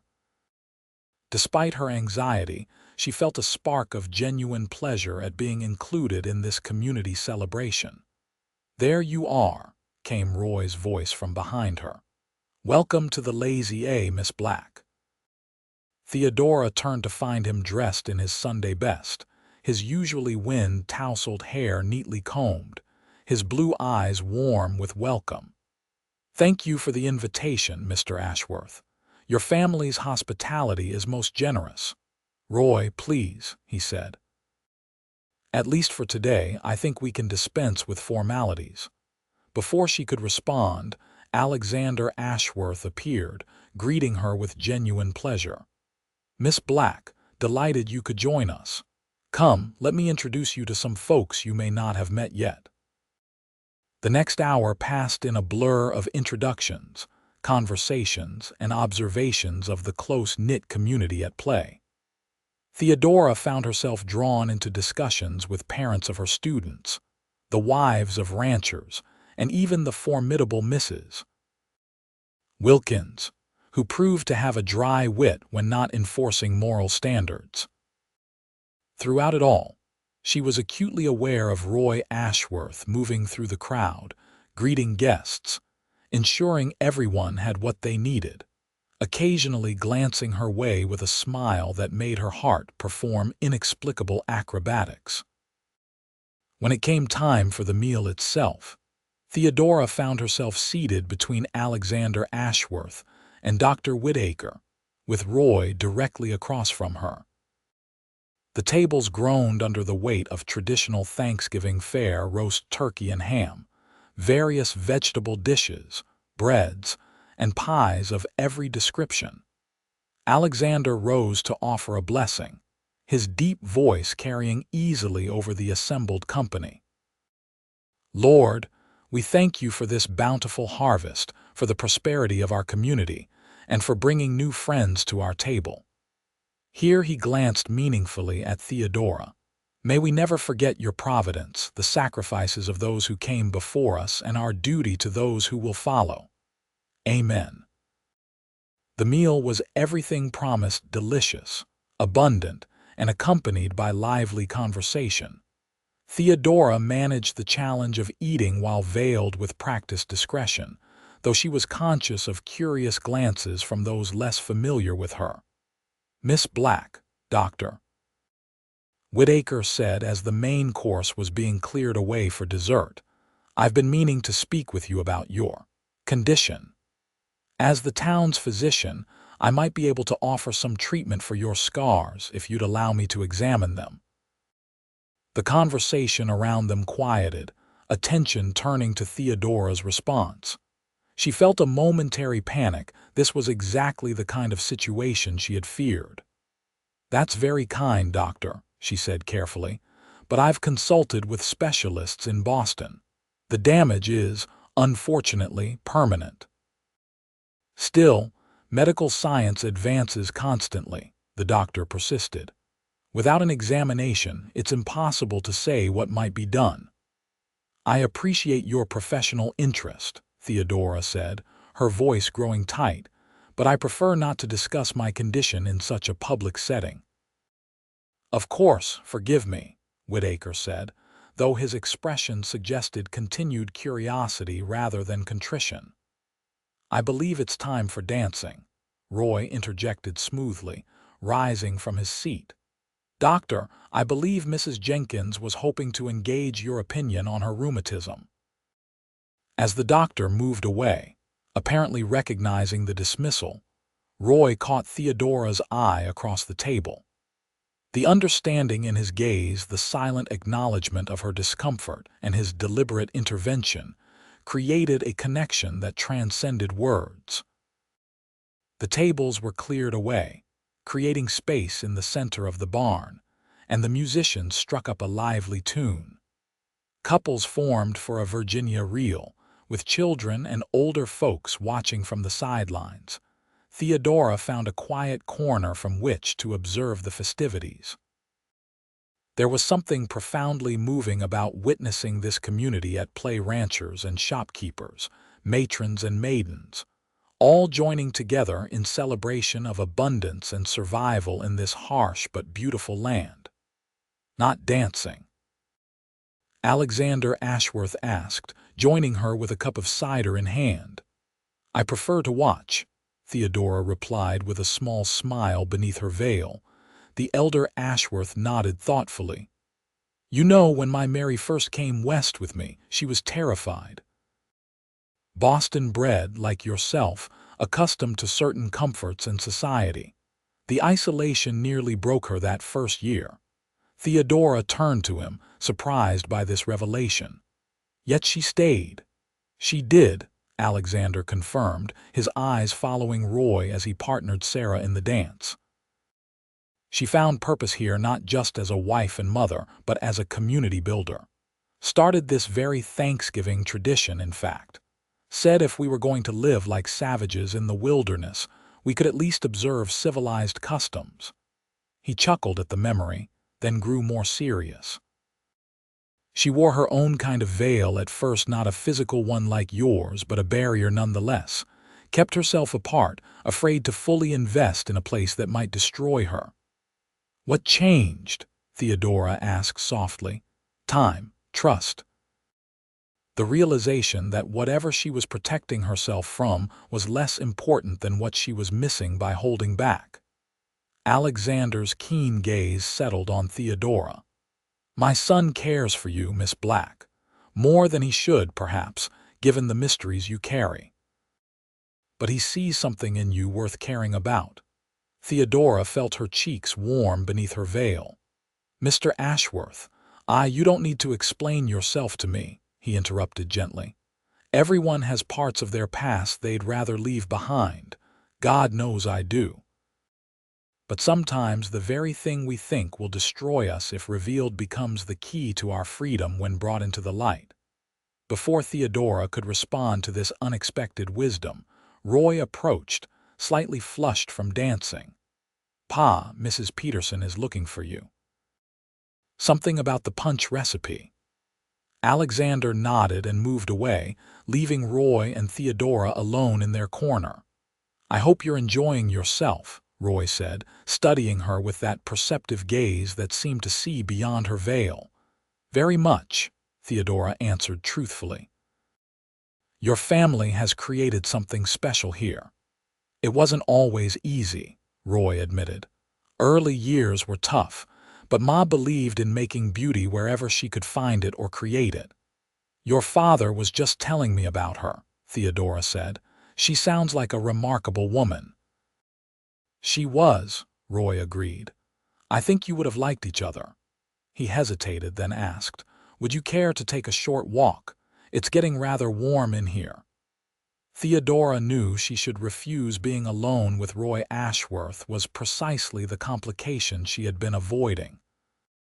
Yet the stuffy barn, combined with the emotional intensity of the day, made the offer of fresh air irresistible. Just a brief one, she conceded. Roy helped her into her cloak and led her outside, where the crisp evening air was indeed refreshing after the barn's warmth. The ranch yard was quiet, most of the celebration contained within the barn, though light spilled from its windows across the snow. Thank you for intervening with Dr. Whittaker earlier, Theodora said as they walked slowly toward a garden area, now dormant under snow. His questions were becoming difficult. Whittaker means well, Roy said, but he can be persistent. Professional curiosity, I suppose. Still, I appreciated your assistance. They walked in comfortable silence for a moment, their breath visible in the cold air. The moon had risen, casting silver light across the snow-covered landscape and illuminating the mountains in the distance. It's beautiful, Theodora murmured, gazing at the vista. Yes, Roy agreed, though when she glanced at him, she found him looking not at the scenery but at her. The intensity in his gaze made her heart skip. Roy, she began, uncertain what she wanted to say. Theodora, he said simultaneously, then smiled. Ladies first. She took a deep breath. I should return to the celebration. People will notice our absence. Disappointment flickered across his face, but he nodded. Of course. But before we go back, there's something I'd like to say. Yes, she prompted when he hesitated. I care about you, Roy said simply. More than I probably should, given how little I actually know about you. But what I do know, your kindness with the children, your dignity despite whatever burdens you carry, your quiet strength, that's enough for me to know I want to know more. Theodora felt momentarily dizzy, caught between longing and fear. Roy, you don't understand. If you knew, then help me understand, he said gently. Whatever it is you're hiding from, whatever shame you think you're carrying, let me help you bear it. The tenderness in his voice nearly undid her. For a wild moment, Theodora considered telling him everything: the scandal in Boston, the newspaper stories, the broken engagement, the humiliation that had driven her across the continent seeking anonymity. Reality reasserted itself swiftly. Even Roy Ashworth's evident compassion might have limits when faced with the truth. "I can't," she whispered. "Please don't ask me to." Roy studied her for a long moment, then nodded slowly. "I won't press you, but know this: whatever it is you think makes you unworthy, I disagree. And when you're ready to talk about it, I'll be ready to listen." With that, he offered his arm to escort her back to the barn. Theodora took it, acutely aware of his solid presence beside her, the warmth of him even through layers of clothing, the simple rightness of walking at his side. It was both comfort and torment, this connection she felt with a man she could never allow herself to truly know or be known by. Back inside the barn, the celebration continued unabated, with no one apparently having noticed their brief absence. Roy was soon called away to help with some matter, leaving Theodora to rejoin the other guests, her mind and heart in turmoil. Later that evening, as Matthew drove her back to town, Theodora found herself unusually quiet, reflecting on the day's events and particularly on Roy's declaration. Matthew, sensing her mood, maintained a respectful silence for most of the journey. As they approached her cabin, however, he spoke. "My brother's a good man, Miss Black." Theodora glanced at him, startled by the direct comment. "I never suggested otherwise, Mr. Ashworth." Matthew's expression was serious in the moonlight. "He's been alone a long time, focused on the ranch, on building something lasting. Never seemed to find the right woman, or perhaps was looking for something most women around here couldn't provide." "I'm not sure why you're telling me this," Theodora said carefully. "Because I see the way he looks at you," Matthew replied bluntly. "And the way you look at him, veil or no veil, but I also see you pulling away, and I wonder why. That's rather personal, Mr. Ashworth."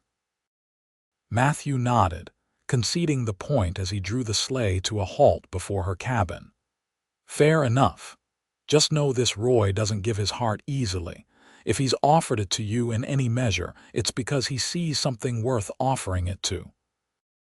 As she prepared for bed that night, Theodora found herself haunted by the words of both Ashworth men. Their insights, their apparent faith in her character, despite knowing so little of her true history, touched her deeply. For the first time since arriving in Sheridan, Theodora allowed herself to truly consider what it might mean to stay not just as the schoolteacher, but as a woman with the potential for a future beyond mere survival. A future that might include Roy Ashworth, if she found the courage to reveal her past and face whatever consequences came with that revelation. It was a dangerous thought, a treacherous hope. But once admitted, it refused to be easily dismissed. December arrived with intensifying cold and preparations for Christmas throughout Sheridan. The schoolhouse buzzed with excitement as children crafted decorations and practiced carols for the upcoming holiday program. Theodora threw herself into these preparations, grateful for the distraction from her increasingly complicated feelings about Roy Ashworth. Since Thanksgiving, their interactions had been limited to public settings, church services, chance encounters in town, or occasions when Roy brought Abigail to school. He maintained a respectful distance, never referring to their conversation in the moonlight. Yet Theodora often caught him watching her with an expression that suggested he was merely waiting, patient, but determined. 2 weeks before Christmas, as Theodora was closing the schoolhouse for the day, Sheriff Porter appeared at her door, his expression grave.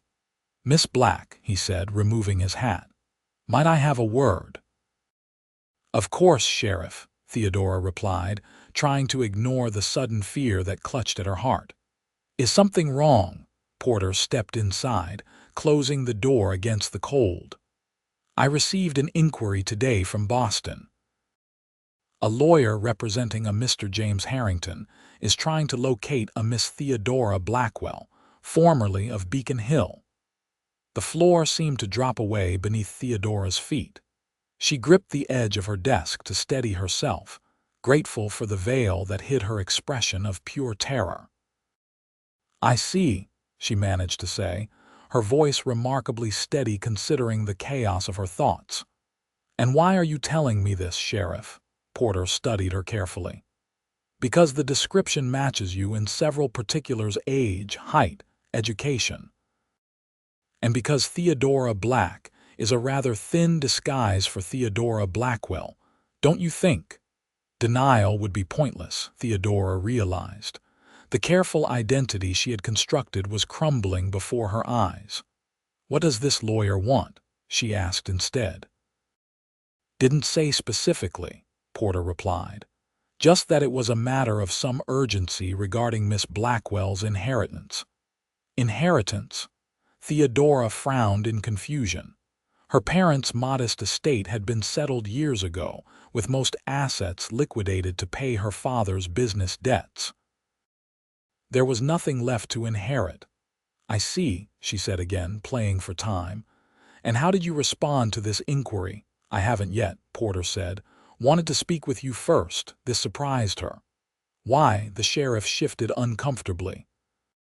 "Because you've become a valued member of this community, Miss Black or Blackwell, if that's your real name. The children are learning, parents are satisfied, and you've conducted yourself with propriety since your arrival." He paused. "But I need to know if there's anything in your past that might pose a danger to this town." "I've broken no laws, Sheriff," Theodora said quietly. "Then why the secrecy? The false name? The veil?" Porter pressed. Theodora took a deep breath. The moment she had dreaded since arriving in Sheridan had come, though not in the way she had feared. Now she faced a choice: continue the deception and likely be exposed anyway, or take control of her narrative by revealing the truth herself. "I left Boston because of a scandal," she said finally. "Social, not criminal. I was engaged to be married to James Harrington, the man you mentioned.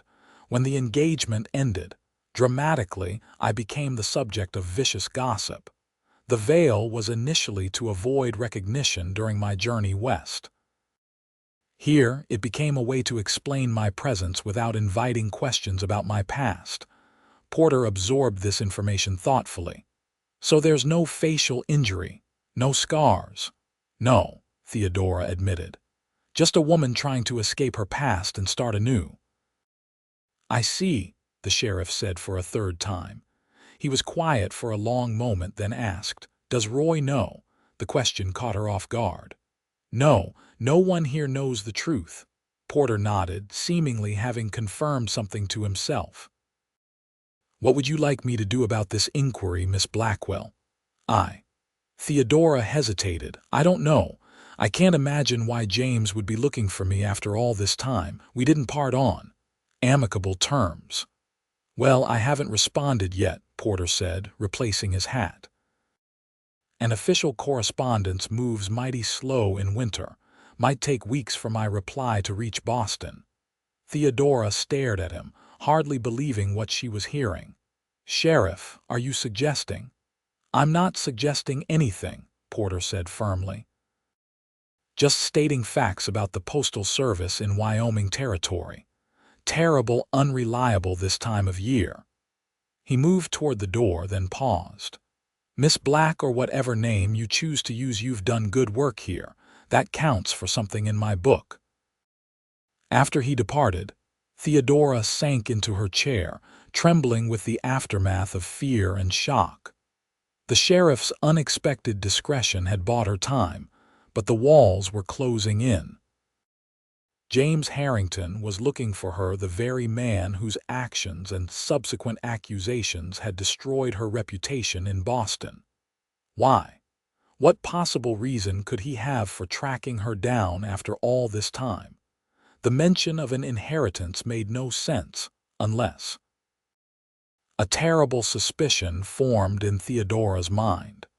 What if James was using the pretext of an inheritance to locate her?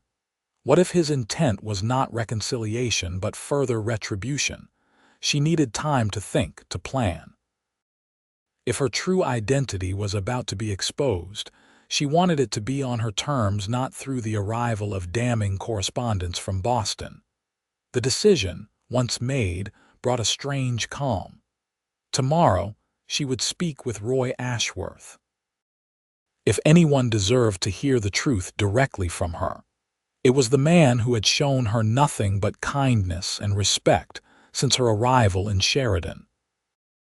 Whether that truth would destroy the tentative connection between them remained to be seen. But Theodora could no longer bear the weight of deception, not when her carefully constructed new life might crumble at any moment regardless.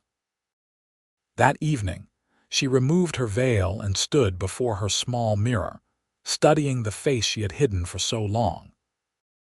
It was thinner than when she had left Boston, with new lines of worry around the eyes, but it was still recognizably the face of Theodora Blackwell, daughter of respected merchant Samuel Blackwell and his wife Margaret, former fiancé of James Harrington, and subject of the scandal that had rocked Boston's social circles just months ago.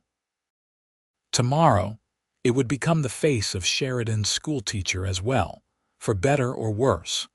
Morning brought heavy snow and bitter cold, but Theodora was determined.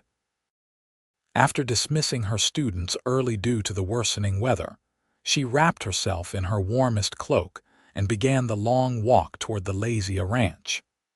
The veil remained in place, one last shield against the world, until she could choose the moment of its removal.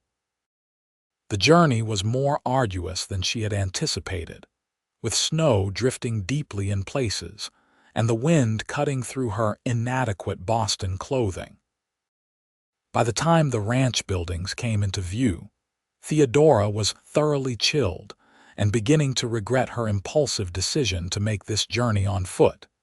She had nearly reached the main house when a rider appeared, moving swiftly toward her through the snow. Even at a distance, she recognized Roy's broad-shouldered silhouette. "Theodora," he called as he approached, dismounting in a fluid motion. "What in God's name are you doing out here in this weather? Are you trying to freeze to death?" Despite everything, she smiled beneath her veil at his evident concern. "I needed to speak with you. It seemed important enough to brave the cold." "It could have waited until the storm passed," Roy said, taking her arm and leading her toward the house. "You're half frozen already. Come inside before you catch your death." The Ashworth home was warm and welcoming, with a massive stone fireplace dominating the main room and comfortable, well-used furniture arranged for conversation. Roy ushered her directly to the fire, helping her remove her ice-crusted cloak and snow-covered boots. "Sit," he commanded, pointing to a chair pulled close to the flames. "I'll make coffee." Too cold to argue, Theodora sank gratefully into the offered seat, extending her numb hands toward the fire's warmth. The room was empty save for themselves. Alexander was likely in another part of the house, or perhaps out despite the weather. Roy returned shortly with 2 steaming mugs, handing one to Theodora before taking the seat opposite her. "Now," he said, his expression serious, "what could possibly be so important that you'd risk frostbite to discuss it?" Theodora wrapped her hands around the warm mug, gathering her courage. "Sheriff Porter came to see me yesterday." Roy's posture changed, subtly alert, concerned. "What did he want?" "He received an inquiry from Boston," Theodora said, her voice steady despite her racing heart. "Someone is looking for me." "For Miss Black?" Roy asked, frowning. "No," Theodora said softly. "For Miss Theodora Blackwell." Understanding dawned in Roy's eyes. "Your real name?" She nodded. "Yes, I haven't been entirely truthful about who I am or why I came to Sheridan." "I gathered as much," Roy said without judgment. "The question is, do you want to tell me the truth now?" Theodora took a deep breath. "Yes, but I'm afraid once I do, you may wish I hadn't." "Let me be the judge of that," Roy suggested gently. With that encouragement, Theodora began her story. She told him about her life in Boston, her comfortable upbringing as the daughter of a merchant, her education, her engagement to James Harrington, scion of a wealthy family with political ambitions. "He seemed perfect," she explained, staring into the fire rather than meeting Roy's gaze. "Handsome, well-spoken, from an excellent family. My parents were thrilled with the match. But," Roy prompted when she hesitated, "but there were signs I chose to ignore, a certain coldness when we were alone, casual cruelties dismissed as jokes. Jealousy if I spoke too long with another man at social gatherings." Theodora's hands tightened around her mug. "After my parents died, my father of heart failure, my mother of pneumonia shortly after James changed, became more controlling, more demanding. I was vulnerable, grieving, and he used that." Roy's expression darkened. "In what way?" "Nothing physical," Theodora assured him, "but emotional manipulation, isolation from friends who might have advised me against the marriage. And then I discovered he was keeping a mistress, had been throughout our engagement."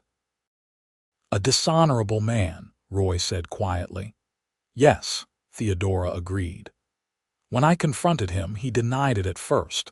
Then when I persisted, he became angry, said that men of his position often had such arrangements and that as his wife I would be expected to look the other way." She paused, remembering the ugly scene in James's study, his face contorted with rage at her defiance.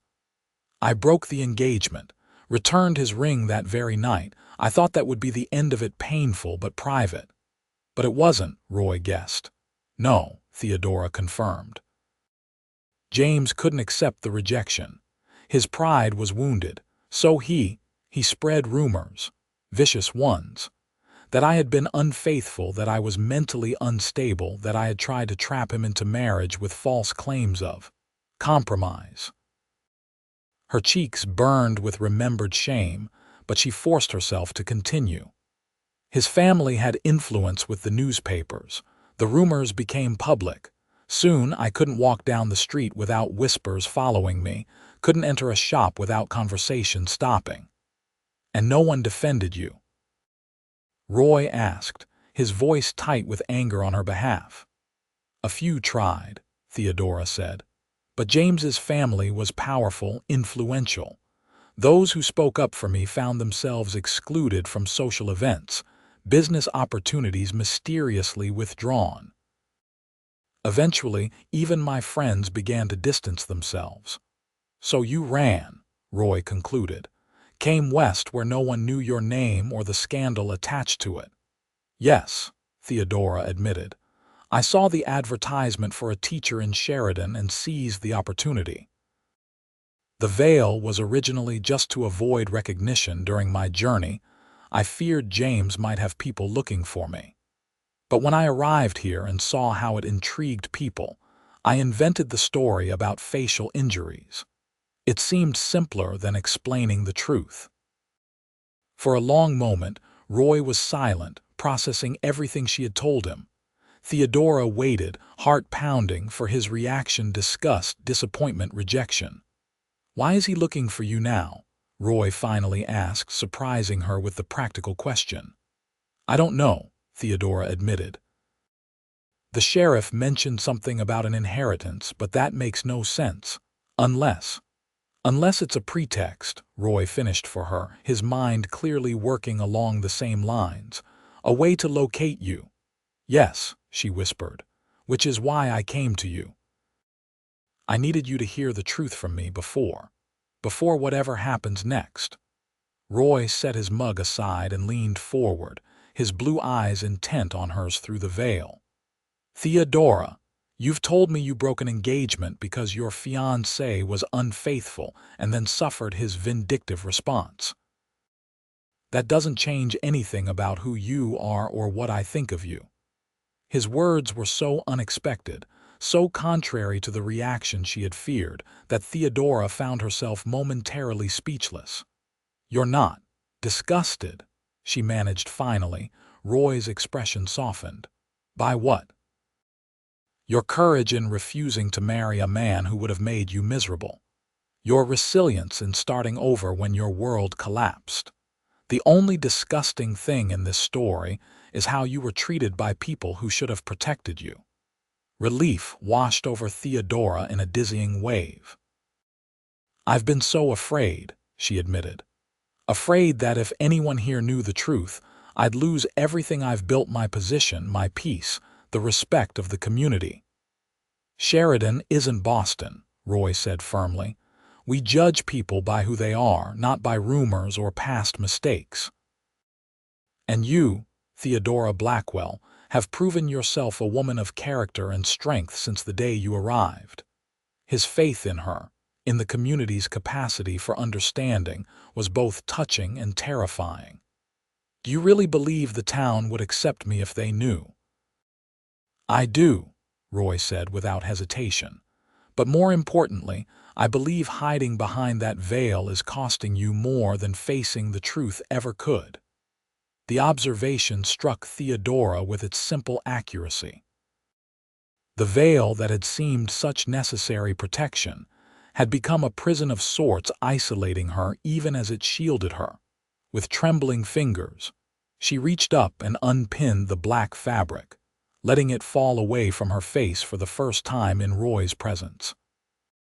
His sharp intake of breath made her heart stutter. For a terrible moment, she thought he was disappointed by what he saw, that his imagination had conjured something more beautiful than the reality before him. Then he smiled, a slow, wondering smile that transformed his face. There you are, he said softly. I've been waiting to meet you properly. And, Theodora asked, vulnerability making her voice unsteady, are you disappointed? Roy shook his head, moving from his chair to kneel before hers, taking her cold hands in his warm ones. How could I be? You're exactly as I imagined, strong, beautiful, brave. I'm none of those things, Theodora protested. I ran away, I hid behind lies. You survived, Roy corrected her. You rebuilt. There's no shame in that, Theodora. The tenderness in his voice, the understanding in his eyes, broke something inside her, some final barrier that had held her emotions in check through months of fear and loneliness. Tears spilled down her cheeks, and Roy reached up to brush them away with a gentle thumb. I don't know what to do now, Theodora admitted, leaning slightly into his touch. If James is looking for me, if the truth comes out, then we face it, Roy said simply. Together, if you'll allow it. The implication of his words wasn't lost on her. Roy, you don't know what you're offering. The scandal, the gossip, it could affect you, your family, the ranch. I know exactly what I'm offering, he assured her. And so does my family. Why do you think Pa has been so insistent about including you in every gathering? Why Sarah has practically adopted you as a sister? They see what I see, a woman worth standing beside, no matter what storms may come. Theodora searched his face, hardly daring to believe what she was hearing. You can't possibly be saying. I'm saying I care for you, Theodora Blackwell, Roy stated plainly. I have since the day you stepped off that stagecoach, veil or no veil. And if this Harrington fellow or anyone else thinks they can drive you away from the life you've built here, they'll find themselves facing not just you, but all of us who have come to value your presence in Sheridan. His declaration, so straightforward, so quintessentially Roy in its blend of tenderness and determination, pierced Theodora's heart. For the first time since the scandal had erupted, she felt truly seen, truly defended. Not as a victim to be pitied or a pariah to be shunned, but as a woman worthy of loyalty and affection. I don't know what to say, she whispered. Say you'll stop hiding, Roy suggested, still holding her hands. Say you'll trust this community, trust me with the truth. The rest we'll figure out together. The prospect was terrifying, removing her veil permanently, explaining her deception to her students and their parents, facing potential consequences when James's inquiry reached Sheridan. Yet the alternative, continuing to live behind a veil of fear and falsehood, suddenly seemed the greater burden. "All right," Theodora said, her voice strengthening with resolve. "No more hiding." The smile that broke across Roy's face was like sunrise after the longest night. Without warning, he leaned forward and pressed his lips gently to hers, a kiss so brief and tender it might have been imagined, yet it sealed something between them more binding than any formal promise. "There," he said as he drew back, his eyes holding hers. "That's for the woman you are, not the one you've been pretending to be."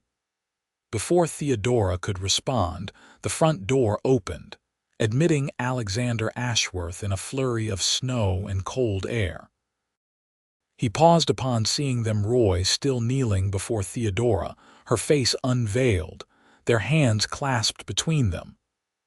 "Well now," the elder Ashworth said after a moment, removing his hat and coat unhurriedly, "it appears I've interrupted something significant."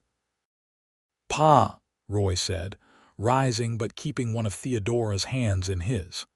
"Miss Blackwell has been sharing some important truths with me." "Blackwell, is it?" Alexander remarked, approaching them. "A fine name. Suits you better than Black, if you don't mind my saying so." The casual acceptance in his tone, the complete lack of shock or censure, nearly undid Theodora again. "Mr. Ashworth, no need for explanations just yet," Alexander interrupted kindly. "Winter storms worsening. You'll stay the night, of course, Miss Blackwell. Sarah's room is prepared for visitors, and we can sort out the rest in the morning." With that practical statement, he moved toward the kitchen, calling over his shoulder, "Coffee still hot. I'm half frozen from checking the stock." Left alone again, Theodora and Roy exchanged glances, hers incredulous, his amused. "I told you," Roy said, squeezing her hand. "This isn't Boston." The storm raged through the night and into the following day, effectively trapping Theodora at the Ashworth ranch. Far from being an imposition, the forced stay provided an unexpected opportunity, the chance to share her full story with Roy's family in the safety of their home, away from town gossip and potential judgment. Alexander proved as understanding as Roy had predicted, listening to Theodora's history with thoughtful attention before offering his perspective. "Frontier life teaches you to value people for what they can contribute, not for their past mistakes or the opinions of others," he said simply. "You've shown yourself to be a fine teacher and a woman of character. That's what matters in Sheridan." Matthew and Sarah, arriving despite the storm for their regular family dinner, were equally supportive. Sarah in particular was indignant on Theodora's behalf. "The nerve of that man," she exclaimed when Theodora explained James's vindictive response to their broken engagement. "To ruin a woman's reputation out of wounded pride, it's despicable." "The question now," Matthew said practically, "is what to do about this inquiry from Boston. If this Harrington fellow is looking for you, it can't be for any good purpose." "I've been thinking about that," Roy said. "Porter hasn't sent a response yet. If he tells them he knows nothing of Theodora Blackwell, which is technically true, since she's been Miss Black here, it might buy us time." "Time for what?" Theodora asked. "Time to establish the truth on our terms," Roy explained. "If you're ready to face Sheridan without the veil, to explain your situation to those who matter, then any accusations or rumors that come from Boston will fall on prepared ground." It was a sensible strategy, preemptive honesty as defense against potential attacks. Yet Theodora couldn't help feeling apprehensive about the prospect of revealing herself to the entire community. "I don't know if I have the courage," she admitted softly. "You had the courage to leave everything behind and start over in a place where you knew no one," Roy reminded her. "This takes less courage, not more, because this time you're not facing it alone." His unwavering confidence bolstered her resolve. By the time the storm subsided enough for travel the following morning, Theodora had made her decision. She would return to town unveiled, begin the process of explaining her true circumstances to those who deserved to know, and prepare for whatever response might come from Boston. Roy insisted on driving her back to town himself, using the journey to refine their approach. "The children should hear from you directly," he suggested. "As for the parents and town leaders, perhaps a meeting after school one day this week." "Yes," Theodora agreed, her anxiety tempered by determination. Better to address it directly than let rumors spread. As they approached Sheridan, Theodora's hand moved instinctively toward her veil, safely tucked in her pocket but not adorning her face for the first time since her arrival in Wyoming. "Nervous?" Roy asked, noting the gesture. "Terrified," she admitted with a small smile. "But also relieved, somehow. Hiding has been exhausting in ways I hadn't fully recognized until now." "You've nothing to be ashamed of," Roy reminded her gently. "Remember that. The first person they encountered upon entering town was Dr. Whitaker, who did a visible double-take at the sight of Theodora's unveiled face. "Miss Black," he exclaimed, "your scars, they're gone." "They were never there, Doctor," Theodora replied calmly. "I owe you and others an explanation which I intend to provide. For now, I'd appreciate your discretion." The physician studied her with obvious curiosity but nodded his agreement. "Of course. Though I must say, whatever your reasons for concealment, it seems a shame to have hidden such a lovely face." The compliment, offered with genuine gallantry rather than flirtation, brought color to Theodora's cheeks. "Thank you, Doctor." By the time Roy delivered her to her cabin, several other townspeople had spotted them and Theodora's unveiled face. The news would spread quickly, she knew, making her planned explanations all the more urgent. "I'll be there tomorrow when you talk to the children if you'd like," Roy offered as he prepared to leave. "Moral support." "I'd appreciate that," Theodora said honestly. "Though I think I need to address the class alone. They're my students, my responsibility." Roy nodded, understanding her need to handle this in her own way. "Then I'll come by afterward. We can talk to Porter together, decide how to respond to the Boston inquiry." As he turned to go, Theodora caught his hand.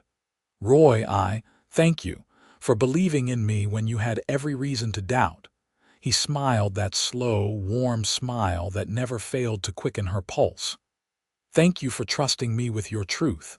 That takes a special kind of courage." The next morning, Theodora faced her class with a mixture of trepidation and resolve. The children's reaction to her unveiled face was predictably dramatic gasps, wide eyes, and a flurry of questions. "Miss Black, your face isn't burned at all," exclaimed young Thomas Wilkins. "You're pretty." Abigail Ashworth declared with approval. "Uncle Roy must think so too, since he's always watching you." This innocent observation brought laughter from the older students and a blush to Theodora's cheeks, but she maintained her composure. "Children, I owe you all an explanation," she began. "The story I told about my injuries wasn't true. I wore the veil for other reasons, which I'd like to explain as best I can." With language appropriate to their various ages, Theodora outlined her situation, her broken engagement, the false rumors spread about her decision to seek a fresh start in Sheridan. She emphasized the importance of truth and the painful consequences of lies, using her own experience as an object lesson. "I made a mistake in not being honest with you from the beginning," she concluded. "I hope you can forgive me and that you'll learn from my error in judgment. No matter how difficult the truth may seem, hiding behind falsehoods only creates greater problems." The children's responses varied. The youngest were simply glad their teacher no longer wore the scary veil, while the older students showed surprising maturity in their understanding of her predicament. "My ma says men can be awful creatures when their pride is hurt," offered 15-year-old Emma Jenkins. "Sounds like this Mr. Harrington was the worst kind." "Did you love him?" asked Mary Wilson, a romantic 14-year-old with dreams of Eastern refinement. The question gave Theodora pause. "I thought I did," she answered honestly. "But I've since learned that real love involves respect and trust, not control and deception." By the day's end, Theodora felt wrung out emotionally but lighter in spirit. The children's relatively straightforward acceptance of her explanation gave her hope for the adult response that would follow. True to his word, Roy appeared after dismissal, his expression brightening at the sight of her unveiled face, as if he still couldn't quite believe the gift of her trust. "How did it go?" he asked, closing the schoolhouse door against the winter cold. "Better than I expected," Theodora admitted. "Children can be remarkably accepting when approached with honesty." "And adults?" Roy prompted. "Are you ready for that conversation?" Theodora nodded. "I've asked Reverend Hardin to arrange a meeting tomorrow evening. The school board, key parents, town leaders, those who have a right to know directly from me rather than through gossip." "I'll be there," Roy promised. "Pa too." His steady support continued to amaze her. "Why are you doing this, Roy? Standing beside me, risking your own reputation? We barely know each other." "Don't we?" Roy countered, moving closer. "I know you're brave enough to leave everything familiar for a chance at a new life. I know you care deeply about your students, spending evenings preparing lessons tailored to each child's needs. I know you have a beautiful laugh that you try to hide, as if you don't deserve moments of joy." He took her hands in his touch gentle yet secure. "I know that when you look at me, really look at me, without that veil between us, I feel seen in a way I never have before. And I know that whatever happens next, I want to face it with you, Theodora Blackwell." His words, so honest, so heartfelt, swept away the last of Theodora's doubts about her decision to trust him with her truth. This was a man worth risking her heart for, even knowing that the shadows of her past might yet darken their future. "I'm afraid," she admitted softly. "Not just of the town's reaction, but of what might happen when James discovers where I am. He's not a man who forgives perceived slights." "Then we'll be prepared," Roy said simply. "Together." The meeting the following evening was both more difficult and more affirming than Theodora had dared hope. Gathered in the schoolhouse were the town's influential citizens: Mayor Thompson, Sheriff Porter, Reverend Hardin, Dr.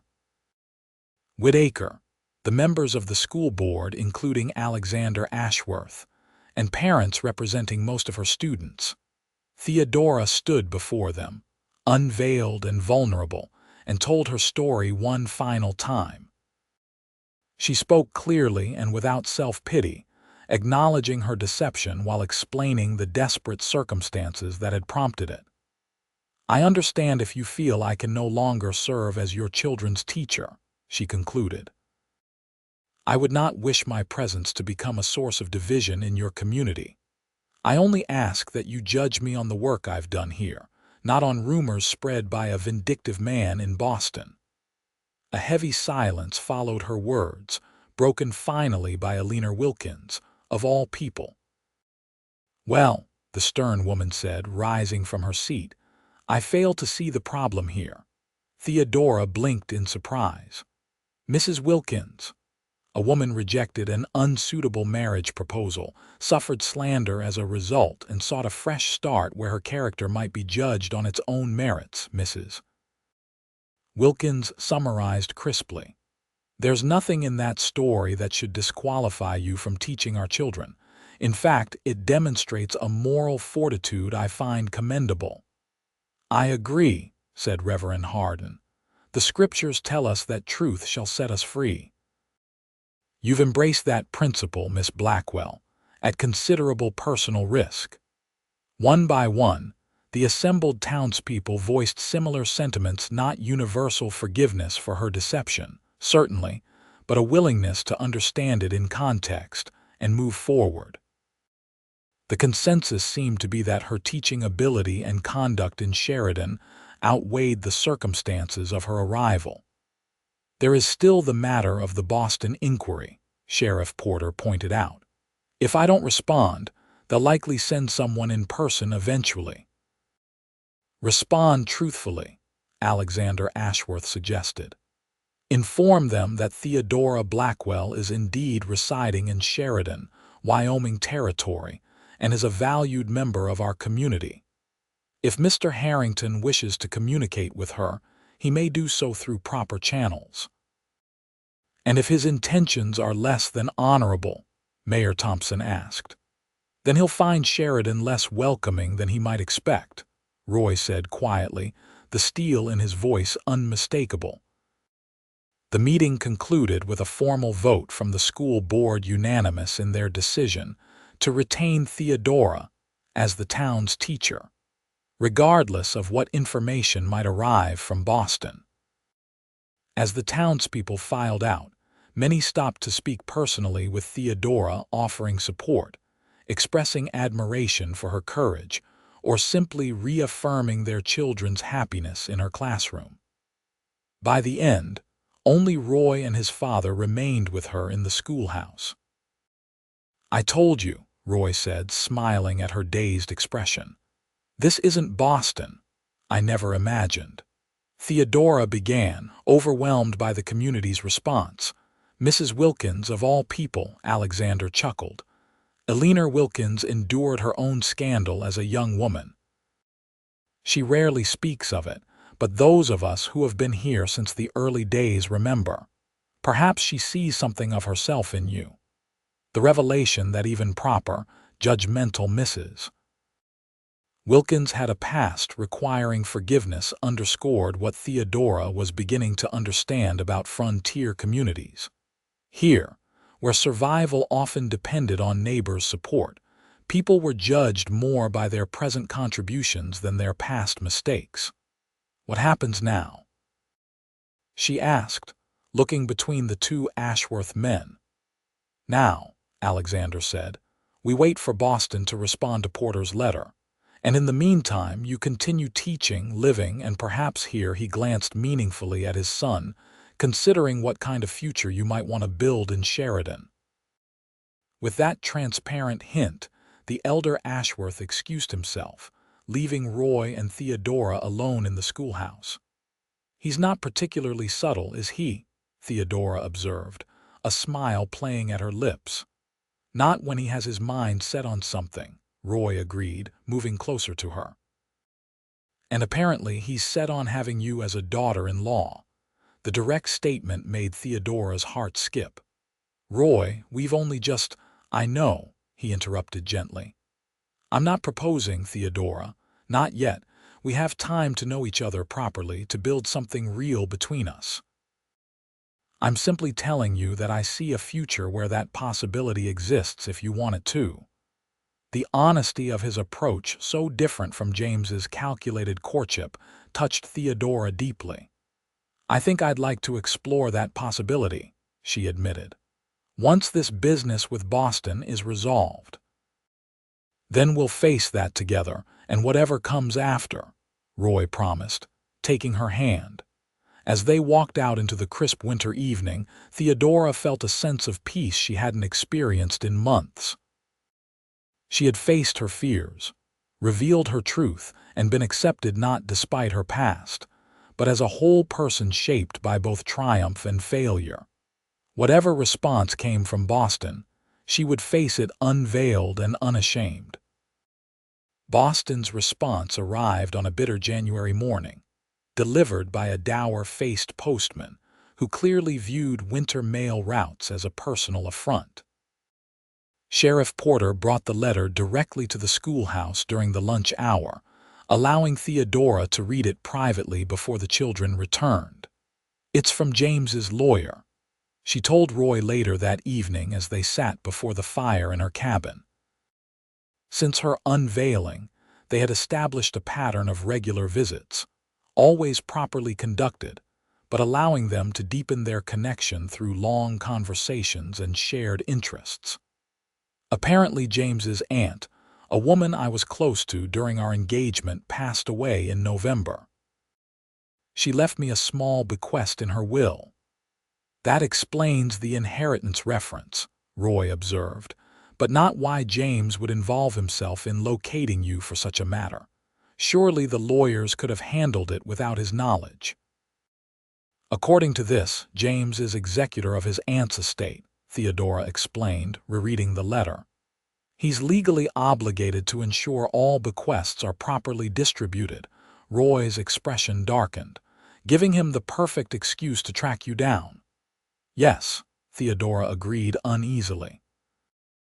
"The letter requests confirmation of my location so that the inheritance $500 and some personal jewelry can be delivered." "Are you going to respond?" Roy asked. Theodora sighed. "I should. The money would provide security I currently lack, and refusing it won't prevent James from discovering my whereabouts now that Sheriff Porter has confirmed I'm here." "I don't like it," Roy admitted. "This man destroyed your reputation out of spite. Now he has a legitimate reason to contact you directly." "What choice do I have?" Theodora asked. "Hide again. Run to another town, start over. I'm tired of running, Roy." He reached across the small table between them, taking her hand. "No more running," he agreed. "We face this, whatever this turns out to be." They composed a response together, formal, brief, providing only the minimum information necessary for legal requirements. Theodora signed it with a steady hand, no longer afraid to acknowledge her identity as Theodora Blackwell. February passed in a blur of school activities, increasingly warm conversations with Roy, and watchful waiting for any response from Boston. The inheritance matter seemed straightforward enough, yet Theodora couldn't shake the feeling that James had ulterior motives in searching for her. Her fears were confirmed in early March, when Sheriff Porter appeared at her door one evening, his expression grave. "Miss Blackwell, there's a telegram for you from Boston." The brief message sent a chill through Theodora. "Arriving Sheridan March 20 to conclude inheritance matter personally. James Harrington." "He's coming here?" Roy asked, when she showed him the telegram an hour later, having summoned him to her cabin upon receiving the news. "What possible reason could he have for making that journey himself?" "None that bodes well for me," Theodora said quietly. "James doesn't do anything without purpose, and that purpose usually serves his interests alone." The prospect of facing James again, this time on the frontier, where she had finally begun to build a life free from his influence, filled Theodora with dread. Yet mingled with that dread was a new emotion: determination. She was no longer the devastated, isolated woman who had fled Boston in shame. Here in Sheridan, she had found not just refuge but community, purpose, and the beginnings of a love built on mutual respect and honesty. "What do you want to do?" Roy asked, watching her closely. "Whatever you decide, I'll support you." Theodora straightened her shoulders, decision crystallizing. "I'll meet with him, accept the inheritance as is my legal right, and make it clear that I've built a new life here, one he has no power to disrupt." Roy smiled at her resolve. "That's my Theodora." The weeks leading up to James's arrival passed with increasing tension. Word spread through Sheridan that the man responsible for Miss Blackwell's troubles was coming to town, creating a protective sentiment among many residents. Even Mrs. Wilkins volunteered that her husband and sons would be keeping an eye on this Boston fellow, just to ensure he conducts himself properly. Roy was a constant presence, never imposing but always available when Theodora needed reassurance or simply quiet companionship. Their relationship deepened through these shared concerns, each discovering in the other a steadfastness that transcended romantic attraction. March 20th dawned clear and cool, with the first hints of spring softening the Wyoming landscape. Theodora dressed with particular care, choosing her most formal remaining dress, a deep blue that complemented her eyes and lent her confidence. No veil obscured her face. Those days were behind her. James was scheduled to arrive on the afternoon stage. Roy had offered to accompany her to the station, but Theodora had declined. "This is something I need to face alone," she explained, "at least initially." She did, however, agree to meet James at the hotel rather than in private, ensuring their interaction would occur in a public space with witnesses. At precisely 3 o'clock, Theodora entered the hotel lobby, head high, hands steady despite her racing heart. James was already there, seated in a corner, his tailored Eastern suit marking him immediately as an outsider in the frontier town. He rose as she approached, his handsome features arranged in the charming smile that had once captivated Boston society. "Theodora," he said, extending his hand as if they were casual acquaintances rather than former lovers whose parting had destroyed her reputation. "You're looking well. Wyoming agrees with you." "Mr. Harrington," Theodora replied formally, ignoring his offered hand. "I understand you've brought my inheritance from your aunt." James's smile tightened almost imperceptibly at her cool reception. "Always direct, weren't you? Yes, I have the funds and items mentioned in the will, but perhaps we could discuss matters over tea, for old time's sake." "I prefer to conclude our business as efficiently as possible," Theodora said. "I have school preparations for tomorrow." "Ah, yes, the schoolteacher role," James said with a slight curl of his lip. "Quite a change from the life you might have had as Mrs. James Harrington." Theodora met his gaze steadily. "A change for the better, as it happens." This barb struck home. James's eyes narrowed briefly before he regained his composure. "Well, perhaps I should be direct as well. I didn't travel across the continent merely to deliver an inheritance, Theodora." "I suspected as much," she replied, maintaining her calm exterior despite her growing unease. James glanced around the hotel lobby, where several townspeople were pointedly pretending not to observe their conversation. "Could we speak somewhere more private?" "What I have to say isn't for public consumption." Warning bells rang in Theodora's mind. "Anything you have to say to me can be said here, Mr. Harrington." Frustration flashed across James's face. "Very well. I've come to offer you a chance to restore your reputation in Boston. My family's influence could erase the unfortunate rumors that circulated after our misunderstanding." "Misunderstanding?" Theodora repeated incredulously. "You deliberately destroyed my good name because I refused to marry a man who couldn't maintain basic fidelity during our engagement." James waved a dismissive hand. "Ancient history. People's memories are short, especially when guided by the right influences. You could return to Boston, resume your place in society." Theodora studied him, puzzled by this unexpected offer. "Why would you do that?" "You made it abundantly clear what you thought of me when I returned your ring." "Circumstances change," James said vaguely. "I find myself in need of a wife with certain qualities. You're educated, well-bred, and despite everything, still remembered fondly by some influential families. With the right narrative about your time away, perhaps recovering from illness in a European spa, you could be reintroduced to society." Understanding dawned, cold and clarifying. "Your political ambitions," Theodora said. "You're planning to run for office." James's expression confirmed her guess. Father believes the time is right for me to seek a seat in the state legislature.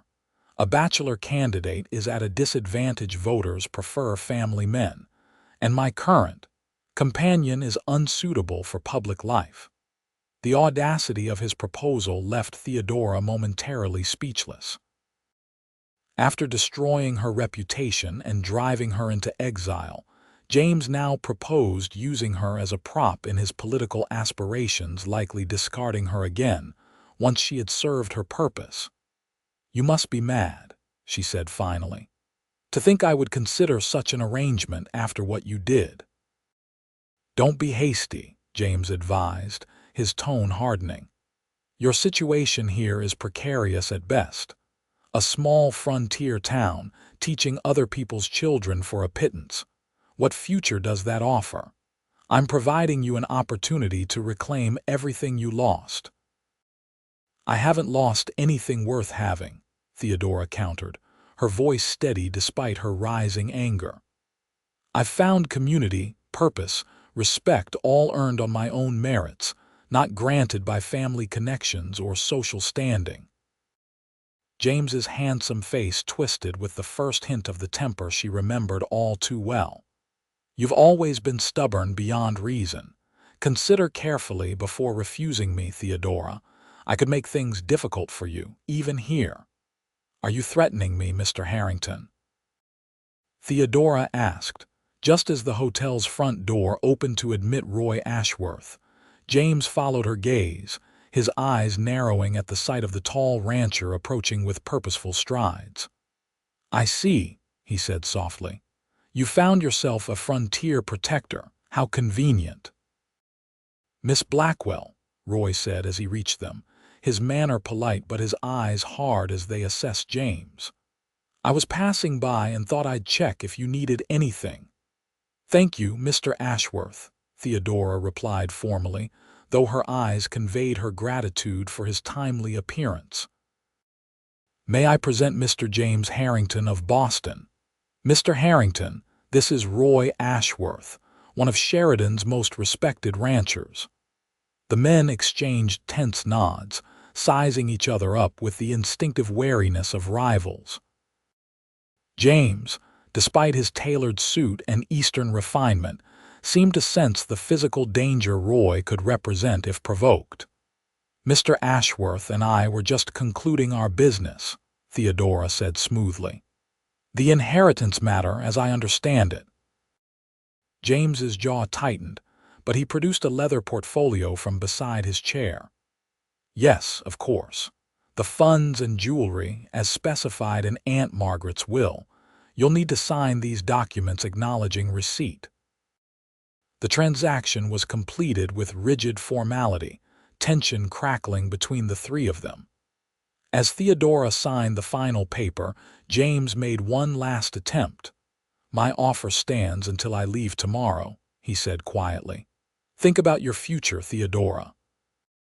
"My future is here," she replied with quiet conviction, gathering the portfolio containing her inheritance. "Good day, Mr. Harrington. I wish you safe travels back to Boston." With that, she turned and walked toward the door, Roy falling into step beside her. They had nearly reached the exit when James called after them, his voice carrying clearly across the hotel lobby. "You're a fool if you think you can bury your past out here in this wilderness, Theodora. Sooner or later, everyone learns that shame follows wherever you go." Theodora froze, the cruel words striking at her deepest insecurities. For a moment she was back in Boston, facing whispers and averted gazes, shame wrapping around her like a suffocating shroud. Then Roy's hand touched her elbow, gentle but grounding. "Theodora," he said softly, "look at me." She raised her eyes to his, finding in his steady gaze all the affirmation she needed. Roy saw her, not the scandal, not the rumors, but her. Theodora Blackwell, with all her strengths and flaws, her courage and fears. "You have nothing to be ashamed of," Roy said, his voice pitched for her ears alone. "Nothing." Drawing strength from his certainty, Theodora turned back to face James. The hotel lobby had gone silent, every eye fixed on the drama unfolding before them. "Shame isn't what followed me to Wyoming, Mr. Harrington," she said clearly. "It's what I left behind in Boston, along with the fear of what people like you might think of me. I wear no veil now, literal or figurative. Can you say the same?" Without waiting for his response, she walked out of the hotel into the clear Wyoming afternoon, Roy at her side. They crossed the street in silence, continuing until they reached the small town square with its single bench beneath a still bare oak tree. "Are you all right?"